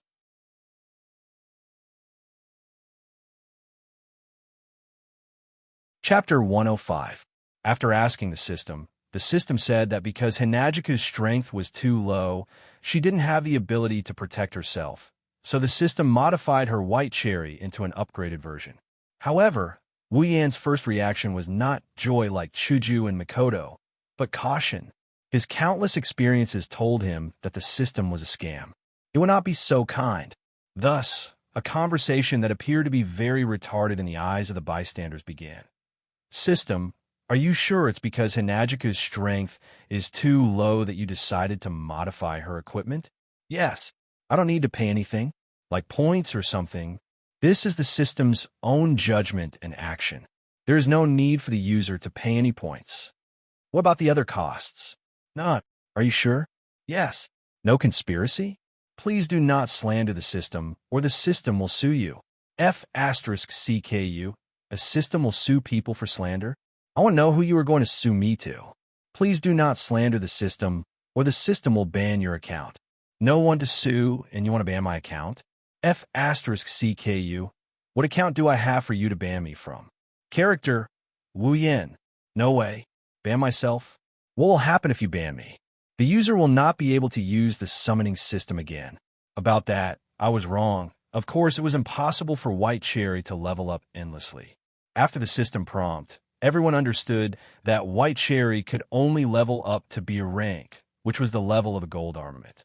If they wanted to level up after that, they would have to pay points to exchange for the upgrade conditions. Although it could only be upgraded to gold armament level, Wu Yin and the rest were still very satisfied. After all, it was a free upgrade. Chuja liked White Cherry very much. Even if she could not upgrade it, she would not want to change it. So, this was not a bad thing. Wu Yin couldn't help but want to do this a few more times. He didn't even find the treasure, and he already got such a good harvest. Unfortunately, reality was not a game. Monsters would not respawn, and treasures would not respawn. The revolution had not succeeded yet. Comrade, you still have to work hard. Aye, big brother, let's go find the treasure. Knowing that the enemy had been eliminated, little Liren couldn't wait to go treasure hunting. Treasure hunting, these two words to a child, the attractiveness is not just ordinary. That's right. We haven't gotten the real treasure yet. Lifting his head, Wu Yin glanced at Mikoto, Chuju, Ikaros, and Liren, smiled and waved his hand. Go. Walking along the stone path, Wu Yin's group of 5 walked rather cautiously. After all, no one can be sure that there's no danger in this place. It was necessary to be cautious. Along the way, although no more stone spiders jumped out, and there were no other guardians, the number of traps made one's hair stand on end. If one was not careful, one could step into a magic formation. When that happens, the magic formation's effect can be unimaginable. There are all kinds of magic formations. It's a good thing that the ones leading the way are Wu Yin and Mikoto, who drank resplendent breath. If it was anyone else, they would have died without even knowing how they died. Of course, the result of this is that Wu Yin and Mikoto became the target of everyone. Walking in front of the group, Wu Yin and Mikoto attracted no less than 100 traps.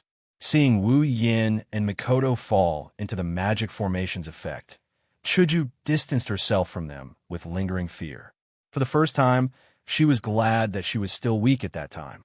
She didn't need to fight didn't need to drink the resplendent breath and suffer this kind of torture. Don't talk about Chuju, Wu Yin, and Mikoto are almost hysterical from the torture. Even if they didn't suffer any physical injuries, their mental state has been tormented to the point of no return. At this moment, Mikoto is a little regretful. If she knew, she wouldn't have taken care of those people so quickly. It would have been better to let them step on the landmines and attract the traps. Walking in front dejectedly, Wu Yin and Mikoto are about to cry. Finally, the end of the stone path appeared in front of everyone's eyes. It's a stone room like the stone path from before. It's completely made of stone. The only difference is that this stone room is very wide and the stone walls are very smooth. In the stone room, there's a round table made of stone. On the round table, there are 3 boxes and a crystal ball. Other than that, there's nothing else. Yes, nothing else.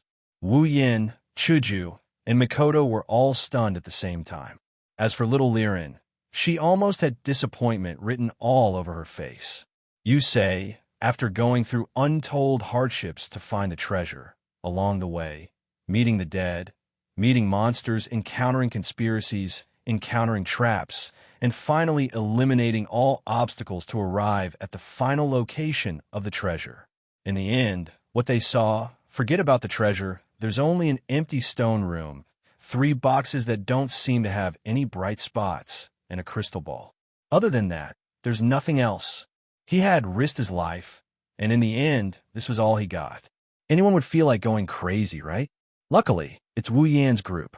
Although they were interested in the treasure, they didn't care too much about it. If it was Kalas and the other 2, they'd probably kill everyone they brought to vent their anger. The reason why he wanted to come here was because of the crystal that gave Wu Yin 200,000 summoning points. He heard that the Tier 9 powerhouse got it from here, so Wu Yin wanted to try his luck. As for the treasure, of course he wants it, but if there's nothing to be sad about. Of course, there's bound to be disappointment. After all, it wasn't easy to get here. No matter how I look at it, it doesn't look like there's a treasure here. Looking at the empty stone room, Hinajiku didn't pay much attention to it. This time, she went from a 4th order to a 7th order. The harvest was quite bountiful. Plus, she didn't care much about the treasure, so she quickly got over it.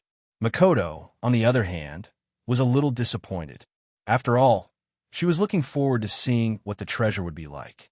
Plus, she fell into so many traps along the way. How could she be satisfied with nothing?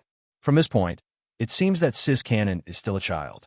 As for Wu Yin, well, he's calm. After being tricked so many times, he's more or less used to it. Although, Wu Yin would rather not have this habit. Looking at the box and crystal ball on the stone platform, Wu Yin thought for a while and said, "It's not like there's nothing. Aren't there 3 boxes? Let's go take a look. Maybe we'll get something?" The more Wu Yin said, the more he felt that it was possible. A treasure guarded by a Tier 9 Spider Queen couldn't be empty. It didn't look like anyone else had been here before. The 3 boxes must have something else. Hearing Wu Yan's words, Mikoto and Chuju also felt that the 3 boxes might be a surprise. The 3 of them came to the round platform and looked at the 3 boxes. The 3 boxes were very ordinary. There were some words engraved on them, and it was these words that made Wu Yin and the rest excited. The disappointment from before completely disappeared. The first box said, "Open it and you'll get the equivalent of the world's gold coins." The second box said, "Open it and you'll get the equivalent of the world's power." The third box said, "Open it and you'll get the equivalent of the world's power." The 3 boxes were almost the same except for the 2 words at the back. But now, these 3 boxes, in the eyes of Wu Yin and the rest, no one dared to treat them as ordinary boxes. Of course, no matter who it would be the same. If what was written on the box was true, then these 3 boxes would allow one to obtain everything. Gold coins, power, strength. What else could be more attractive than these things? Maybe there are some extraordinary people who would ignore this, but unfortunately, Wu Yin can't do that. Gold coins, he loved them, but it didn't matter even if he didn't have them. He was no longer the otaku from before who needed to worry about a meal. So gold coins and whatnot weren't as important as before. It was fine as long as he had enough. Power, to Wu Yin, is something that he can do without. He doesn't have any ambition. He only has a heart that loves anime. Is power more important than girls? But strength, this was the thing that really attracted Wu Yin.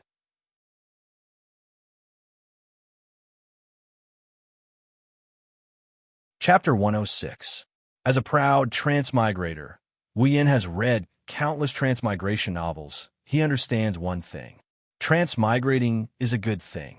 Transmigrating means you're the main character. To become a main character, you have to have strength, or you can only play a small role. No matter if it's soul transmigration, random transmigration, rebirth transmigration, body transmigration, chrysanthemum transmigration, or whatever, in the end, strength is strength. Of course, that doesn't include some exceptions. Transmigrating to a world where strength is everything, Wu Yin is obviously not an exception. That's why strength is a must. Wu Yin can also obediently earn summoning points and summon a bunch of strong girls to support him from behind, letting them topple the world while he reaps the fruits of their labor. But forget about the difficulty of earning summoning points. In terms of a man's dignity, relying on women and eating soft rice, I'm sorry, Wu Yin can't do it. That's why, whether it's money or authority, none of them can compare to the temptation of strength for Wu Yin. Of course, there's temptation. Wu Yin won't make the mistake of pursuing strength. If that box is a trap, Wu Yin will cut it in half regardless of whether he can get strength or not. Aside from Wu Yin, Mikoto and Chuju also looked at the strength box after looking at the 3 boxes. Needless to say, Mikoto was someone who didn't want to be outdone. She was LV5 in Academy City, and she often challenged others to duels. Although she didn't pay much attention to the issue of strength, compared to gold and authority, strength attracted her more. This is the old Mikoto, but now she has the responsibility of saving her sisters. Her pursuit of strength has become more urgent. After all, only with strength can she save her sisters, right? As for Chuju, her reason is more or less the same. Compared to money and authority, she cares more about strength. That's why the 3 of them are looking at strength. Ikaros, on the other hand, is standing beside Wu Yin in a daze. To her, other than watermelon, there's nothing else that can pique her interest. As for little Liren, well, she's not interested in treasure hunting. This hard box, to her, isn't as interesting as that beautiful crystal. Open it, Yin. Mikoto looked at the 3 boxes with a bit of eagerness. Electricity even appeared on her hand. Hey, it's just opening a box. Is there a need to electricity? Of course, even though he's grumbling inside, he's still looking forward to the 3 boxes. With a flip of his hand, Wu Yin opened the strength box. What appeared in front of him? A ring? Hanajiku and Mikoto looked at the simple black ring in the box and said with uncertainty, "It looks like..." Picking up the ring, Wu Yin tossed it around in his hand and said with uncertainty, "It looks like, let's see what's inside." Mikoto is really curious. What's inside that could make the owner of this ring write strength comparable to the whole world on the box? Wu Yin got the gist of it. When it comes to increasing one's strength, it's nothing more than increasing one's cultivation speed, increasing one's do-chi, and the like. Or maybe it's combat skills that increase one's strength, or maybe it's armaments that directly increase one's strength. So, inside this ring, there should be treasures, battle techniques, armaments, and the like. To be able to say strength comparable to the whole world, this really piqued Wu Yan's interest. What kind of treasures, battle techniques, armaments can give a person this level of strength? But soon, Wu Yan's face froze. He lowered his head, his bangs covering his eyes, hiding his expression. But from the rolling resentment behind his back, Chuju and Mikoto know that it's not a good expression. Yan, even a strong Kaisha-sama and Sis Cannon couldn't help but speak carefully. They have to admit, this is the first time they've been so afraid of Wu Yan. The resentment was swept away in an instant. Wu Yan raised his head and looked at the ring in his hand, his face expressionless. Of course, they ignored the string of words above his head. What's wrong? Is it empty? Chuju and Mikoto, who were familiar with Wu Yan, immediately knew that Wu Yin must have suffered some kind of blow. That's why he's acting like this. It's nothing. Wu Yin took a deep breath and calmed down. He casually held the ring in his hand and said in a low voice, I don't know if it's empty or not, because I can't open it. You can't open it? At this moment, the two girls finally understood why Wu Yin had so much resentment. Why can't you open it? Yeah, I really want to know too. Why can't I open it? Wu Yin gritted his teeth and said this sentence, looking at his expression that looked like he couldn't wait to swallow the ring. Chuju and Mikoto decisively fell silent. Panting heavily, Wu Yin resisted the urge to throw the ring away.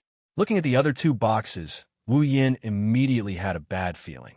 The ring that represents strength can't be opened. Then, what about authority and gold coins? No way. Thinking of this, Wu Yin opened the other two boxes with trembling hands. As expected, a white ancient ring and a gold ancient ring appeared in front of Wu Yin. Looking at the two rings, Wu Yin gently picked them up. After a while, he fell silent. Don't tell me this is another space ring that can't be opened. As soon as Chuju finished speaking, a stronger resentment came from Wu Yin. She immediately shut her mouth and obediently stood behind Mikoto. Mikoto smiled embarrassedly and didn't say anything. Wanted to cry, but no tears came out. Say it's fine if you don't put anything in the stone room. We can accept it, but you clearly put something that can make people go crazy and snatch it, but you can't open it. What are you trying to do? Are you flirting with people? Wu Yin looked up at the sky and sighed. He really wants to drag out the owner of the treasure and shoot him to death. Of course, after a long time, he'll completely change his mind. He'll want to drag out the owner of the treasure and kiss him. Wu Yin's speechless expression really makes people sad. Chuju and Mikoto whispered to each other, trying to turn Wu Yin into a normal person. In the end, they decided to let Mikoto electrocute him. They nodded to each other. Mikoto was about to electrocute him when Chuju inadvertently glanced at the box on the table. Her eyes suddenly lit up, and she shouted at Wu Yin. Yin, quick, look. There are words in the box. Words? Finally, Hinajika's words pulled him back from his self-tragic state. He took a look at the words in the box and froze on the spot. Successor, this is just an indestructible ordinary ring, not a space ring. However, with this ring, the entire Ailu Empire is yours. You have a right to rule the entire Ailu Empire. Wu Yin, Mikoto, and Chuju looked at each other. It's obvious none of them believe that with a ring, the entire Ailu Empire is theirs. Since there are words in this box, there should be words in the other boxes as well. Let's see. Wu Yin couldn't figure out the meaning of this sentence. Helplessly, he gave up on wasting his brain cells and turned to the other boxes. First, he looked at the power box. Successor, this is indeed a space ring. As long as you can open it, you will be able to rule the entire Spalier world. Do you want to open it? Go find the Ailu Empire's king. He will tell you everything. Find the king. Wu Yin couldn't find the right words to express his feelings at this moment. He could only mutter and complain in his heart. Then, he looked at the gold box. Successor, do you want my treasures? If you want it, I can give it to you. Go find the key. I have placed all my treasures in this ring. System, are you sure there won't be any other transmigrators other than me? User, there's only one system. Only the system can provide transmigration. Therefore, other than the user, there won't be any other transmigrators. Then please tell me, why did GOLD, Roger, transmigrate to the Spalier world?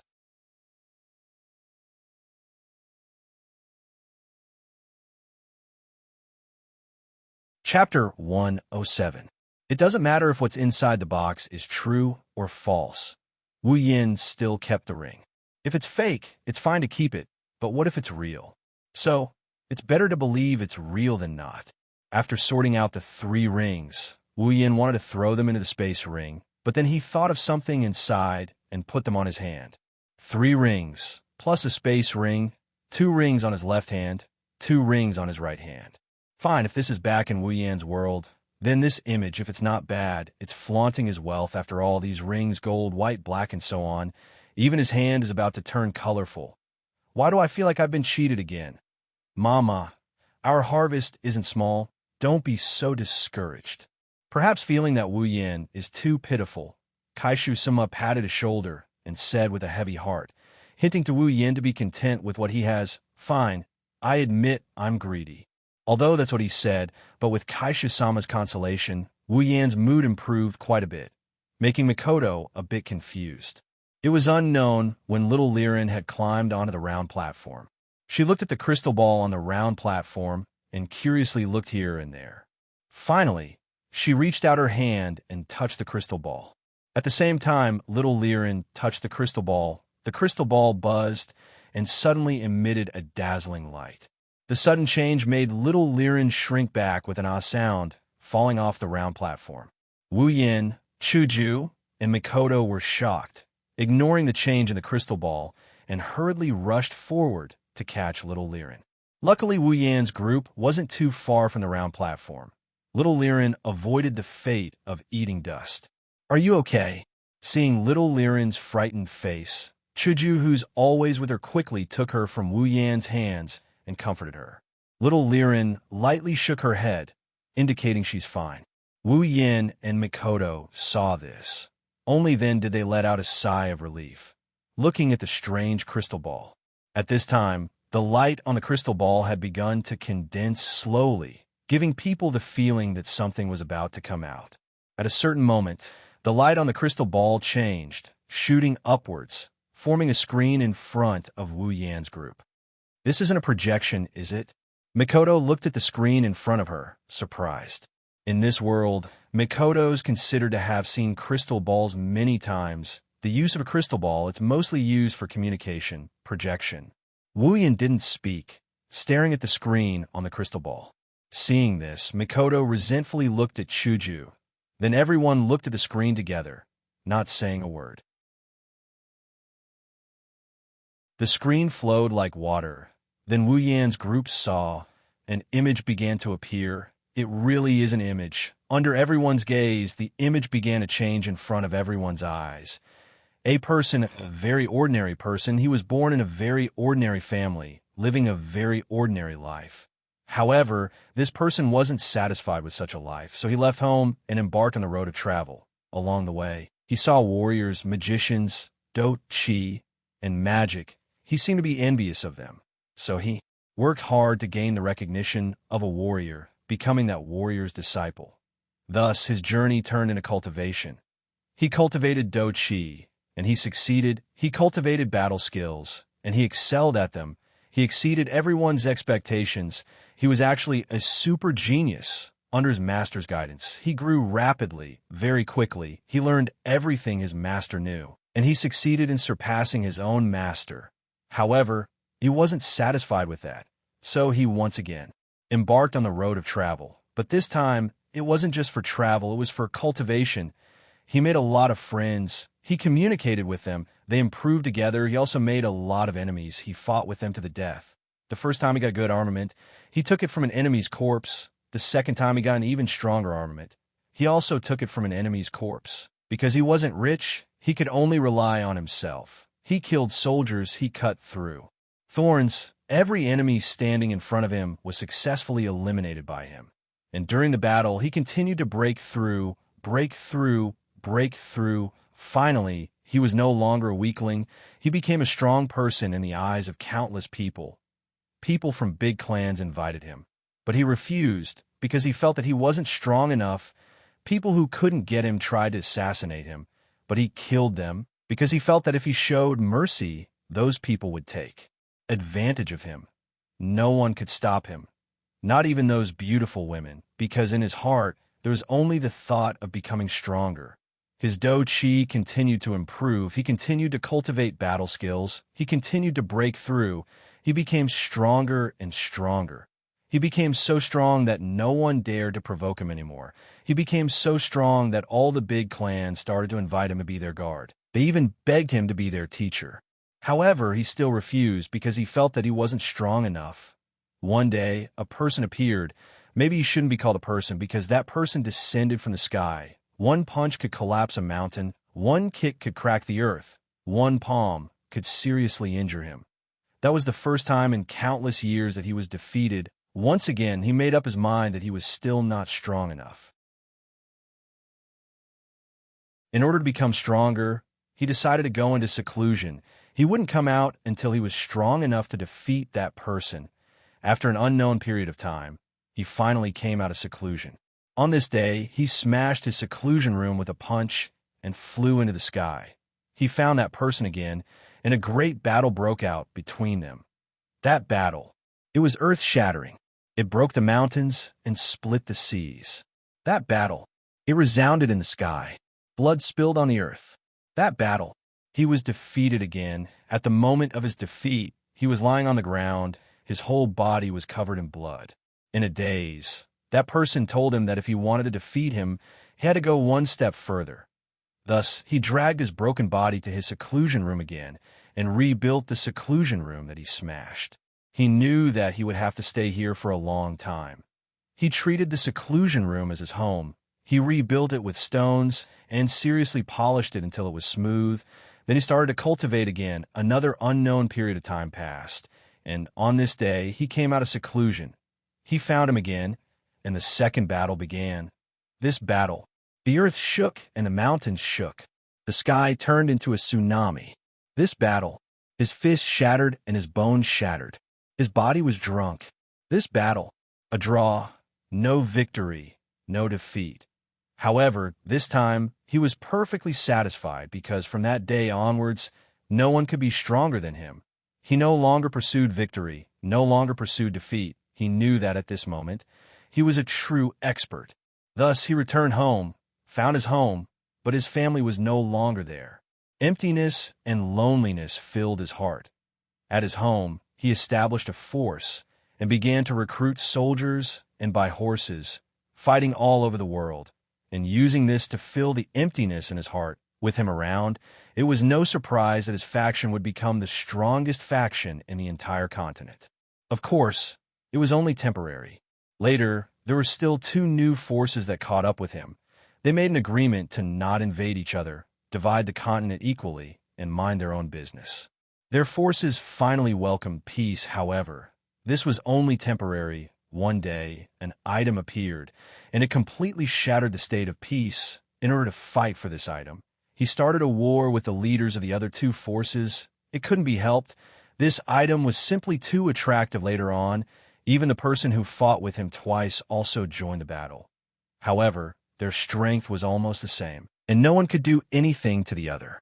In the end, everyone was like a lamp that ran out of oil, dragging his dying body. He once again came to the seclusion room. Here he left behind a small magical beast that he subdued, 3 boxes, and a crystal ball. Then he turned into dust and drifted with the wind.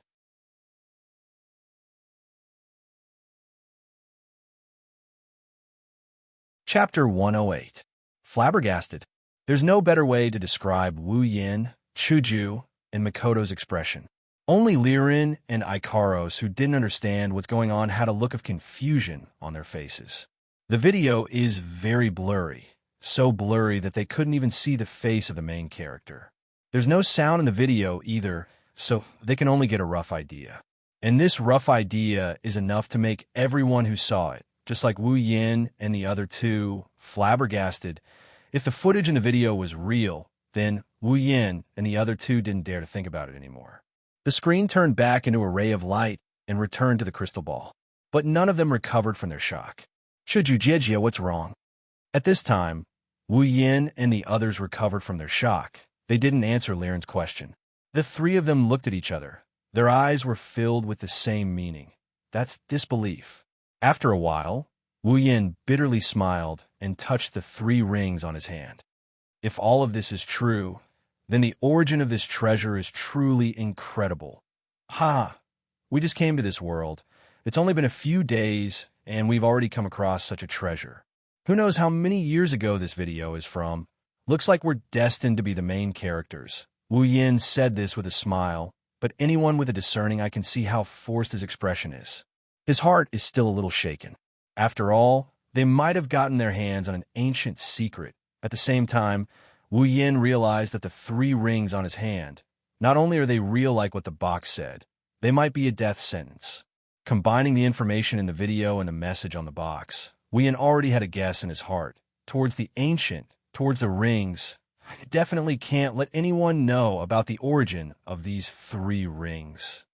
Rubbing the rings on his hand, Wu Yin inadvertently said this thought out loud, and it's undeniable.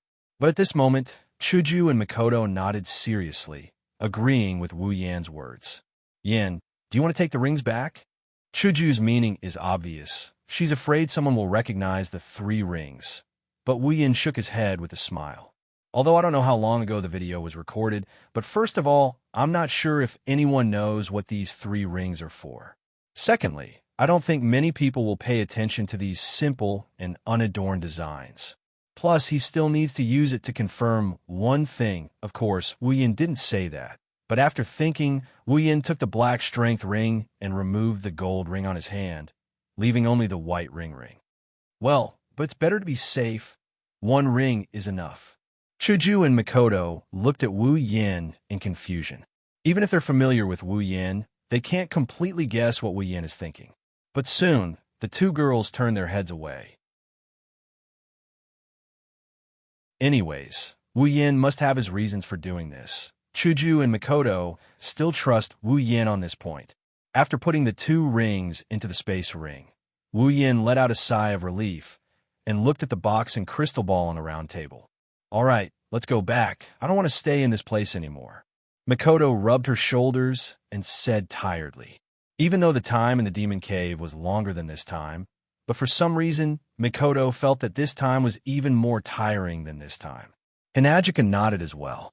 Since Hinajiku and Mikoto want to go back, there's no reason for them to stay here any longer. Wu Yin nodded as well. Then let's go. Chuju brought Liren, Mikoto brought Ikaros out of the stone room. Wu Yin, on the other hand, looked at the 3 boxes and crystal ball with a serious expression. He lowered his head and thought for a while. When he looked up again, Wu Yan's eyes sharpened. The nether temple shana appeared in his hand and slowly pulled it out. These 3 boxes and this crystal ball, it's better not to keep them. With a wave of the nether temple shana, a bright sword light was released from the blade and blasted towards the 3 boxes and crystal ball on the round table. Who knows how Wu Yin did it? The boxes and crystal ball turn into ashes, but the round table is still intact. Let's call it a day. Sheathing his sword, Wu Yin smiled and chased after Chuju and Mikoto. Standing in front of the stone tablet, Wu Yan's group of 5 looked at the empty space and fell silent. How are we going to go back? Hinajiku was the only one who voiced out everyone's thoughts. When they came here, they came with the rest of the group. There were people from the auction house who came out of the floating ship to lead the way. But now, forget about leading the way. They're still waiting for someone to lead the way. That's why they're troubled. They don't know how to go back. Even though the floating ship the auction house brought is still here, they don't know how to drive it. Even if they walk, they don't know how to get back. Wu Yan's expression became very interesting. Of all his calculations, he didn't expect that they don't know how to get back. Sighing, Mikoto looked at Wu Yin and said softly, Yin, do you think we should drive the floating ship? If only we knew how to drive. Wu Yin wanted to cry, but no tears came out. Hinajika chuckled dryly and looked straight ahead. Why don't you, Yin, learn how to pilot an airship? Wu Yin was silent. He stared at Chuju until Chuju turned her head away with a hot face. Wu Yin forced a smile and said, if I have those points, I might as well get something more useful. I don't know how many times I could drive a floating ship in my lifetime. Don't even mention the fact that it would be a waste. Even if it wasn't, Wu Yin had so many points he wouldn't have chosen to fly the airship back. One must know that in this treasure hunt, everyone had died here. If they were the only ones who made it back alive, anyone would be suspicious. It's fine if they go back quietly. After all, no one noticed them in this treasure hunt. They're like a drop of water in the ocean. No one would recognize them. But driving a floating ship back? In this case, he would definitely be noticed and investigated. Then he would be found out and beaten up. Then what do you think we should do? Chuju was also angry. If they don't do this, how are they going to get back to the supply town? One should know that this place is in the middle of nowhere. It's also a desolate area on the map. Wu Yin cried when he heard Chuju's words. He took out a crystal scroll from his pocket. It's a scroll Wu Yin said to use to escape. He said helplessly, we can only use this. Hinajiku and Mikoto seemed to have thought of something as well. They clapped their hands and took out the scroll with a chuckle. I almost forgot about this. Wu Yin rolled his eyes when he saw the "we're saved" expression on the two girls' faces. He cursed in his heart. This is something Wu Yin exchanged for to save his life and escape. In the end, he used it to rush back. I have to say, the result is a scam town portal scroll, an item that instantly teleports the user to a designated location. The location is set by the user in advance. It's a one-time item, 10,000 item points. That's right, it's a town portal scroll. No matter what game it is, there's always a town portal scroll. This is the item that Wu Yin exchanged for to save his life. He has to admit that this is a good item for saving his life and escaping. As long as he is in danger, he can use it to teleport back to the designated location. What else could be better than this item for saving his life and escaping? Before they left, Wu Yin had already exchanged for 5 town portal scrolls. He gave one to each of them and set up a return point at the supply town. This way, as long as there's danger, they can instantly return to the supply town. Wu Yin had thought that they might use the return scrolls to escape. Maybe they won't need to use them in the end when they find the treasure. Who would have thought that they would end up using them to rush on their journey? What else could be more tragic than this? Wu Yin felt weak all over. He didn't even have the strength to crush the scrolls.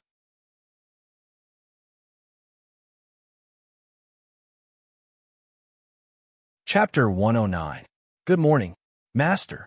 While he's still in a daze, he heard this voice. Opening his eyes in a daze, he saw a pair of abnormally large breasts swinging back and forth in front of him, 10 centimeters away from his face. Am I dreaming? If so, please don't wake up. His eyes are still half open. Looking at her voluptuous breasts, the first thought that came to mind is that he's dreaming. Ikaros was lying on top of Wu Yin, looking at her master strangely. She felt her master was awake. That's why she said good morning, but her master's reaction was a bit strange. Was it because she said it too softly? Ikaros tilted her head in confusion. She looked at Wu Yin seriously to make sure he's awake. Ikaros decided to repeat what she said one more time. Good morning, Master. Actually, Wu Yin already knew he was awake after muttering those words. But looking at the pair of large breasts in front of him, Wu Yin was stunned and didn't react at all. It wasn't until Ikaros called him again that Wu Yin snapped out his daze. He knew Ikaros came to his room again. The pair of large white rabbits in front of him, without a doubt, belongs to Ikaros. Gulp. Uncontrollably, Wu Yin swallowed a mouthful of saliva. In the silence of the room, the sound was particularly ear-piercing, making Ikaros confused. Wu Yin laughed dryly. Resisting the urge to turn into a wolf, Wu Yin pushed Ikaros away with difficulty. Panting heavily, he smiled embarrassedly. Ikaros, next time, can you not wake me up like this? I'm afraid I won't be able to hold back. Can't hold back. Tilting her head, Ikaros looked at Wu Yin.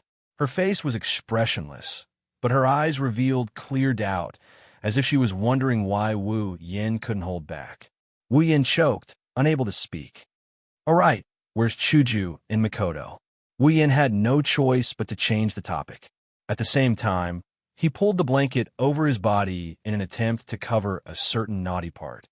They were fine. A voice that clearly didn't belong to Wu Yin or Ikaros rang out, interrupting Ikaros's words. Wu Yin's forced smile froze on his face, slowly turning his head like a machine. He saw Inajiku standing at the door with a smile on her face and a gloomy Mikoto with her head lowered and her bangs covering her expression. Yo, good morning, Chuju Mikoto. Wu Yin raised his hand and greeted them with a smile. Everything looked so normal except for the waterfall of sweat on his face. Too bad Kaisha-sama and Railgun weren't in the mood to greet Wu Yin. They stood at the door, their beautiful eyes staring at Wu Yin, completely ignoring Ikaros. I was wondering why I didn't see Ikaros every morning when I woke up. She was sleeping in the same room. No, please listen to my explanation. His face is drenched in cold sweat. Looking at Hinajiku and Mikoto, Wu Yin forced out a smile that's uglier than crying and said, after hearing Wu Yan's explanation, Chuju and Makoto went silent. This made Wu Yin even more uneasy. He'd rather the two girls beat him up. At least then it'd be normal. But now, Wu Yin was really scared. Chuju, Makoto, Yin, you big idiot. Chuju and Makoto roared at the same time and turned to leave, leaving behind two small teardrops on the floor. This is going to be a big deal. His heart sank. Wu Yan's mind was in a daze. Looking at the situation, Chuju and Makoto are obviously sad. It's no wonder, seeing the person you like in the same room with another woman, and that woman wasn't in the room for the whole night, anyone would misunderstand. Master, is this Ikaro's fault? Ikaros, who watched from the beginning to the end, twisting her body uneasily. This is the first time Wu Yin saw Ikaros have any expression on her face. Taking 2 deep breaths, Wu Yin rubbed Ikaros' head and said in a low voice, Ikaros, this isn't your fault, so you don't have to blame yourself. Yes, master. Even though she said yes, her face was full of uneasiness. Anyone could see that Ikaros was blaming herself. Wu Yin sighed and looked at Ikaros. Thinking about the sad eyes of the two girls before they left and the tears that they left behind, his heart suddenly felt very pained. Chuju and Makoto, will they ignore me after this? The more Wu Yin thought about it, the more he felt it was possible. His heart started to feel uneasy. It should be said that Wu Yan's heart was a little sensitive because it was the first time he saw Chuju and Makoto with that kind of expression. He didn't think that as long as he explained it to them, everything would be fine.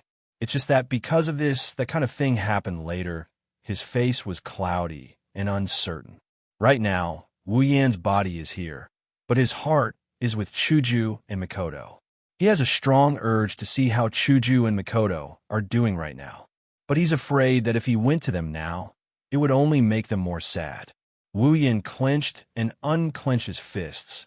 Then he looked at Ikaros' sad expression and made a crazy decision in his heart. Ikaros. Yes, master. Ikaros looked at Wu Yin.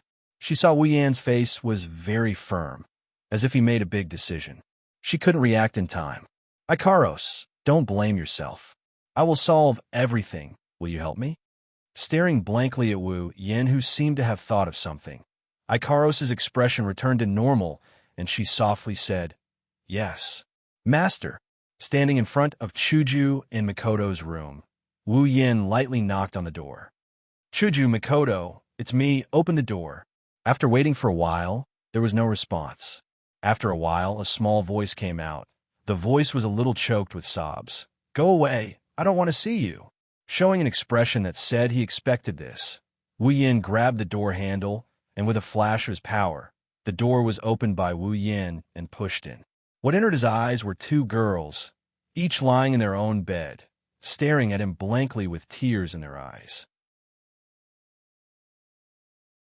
After cursing in his heart, running back to the same room to cry, Wu Yin casually walked in. When the two girls reacted, they saw Wu Yin walking in and angrily said, Get out.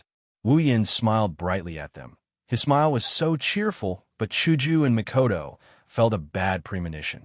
What do you want? Feeling something bad, Chuju and Makoto shrunk back into the bed and stuttered. For a moment, they actually forgot that they were angry at Wu Yin. Wu Yin didn't say anything. Instead, he took out a small bag and blew on the two girls' faces. A cloud of powder floated towards Chuju and Makoto and landed on their faces. What are you doing? Chuju and Makoto touched their faces and angrily shouted at Wu Yin. Then they suddenly felt powerless and laid down on the bed. What's going on? What did you do? What are you doing? 3 questions jumped out of Chuju's mouth. In exchange, Wu Yin's footsteps came in. At this time, Chuju and Makoto were really panicking. They couldn't muster up any strength in their body, whether it's Esper ability or White Cherry. The two girls couldn't use any of it. Plus the strange development of the situation, they really didn't know what to do. Hearing the footsteps, the two girls knew that Wu Yin was slowly approaching them. At the same time, they felt uneasy and, at the same time, yelled in their hearts. No, things didn't develop like this. Unfortunately, what happened next was really out of their expectations. Wu Yin picked up Makoto, Under the girl's panicked expression, he put her beside Chuju. Looking at the two girls' faces, Wu Yin sighed, and then his face became serious. Chuju, Mikoto, become my women. That you're tuning in to the Warrior Lore YouTube channel. Don't forget to subscribe and join us on this journey to catch the most captivating stories.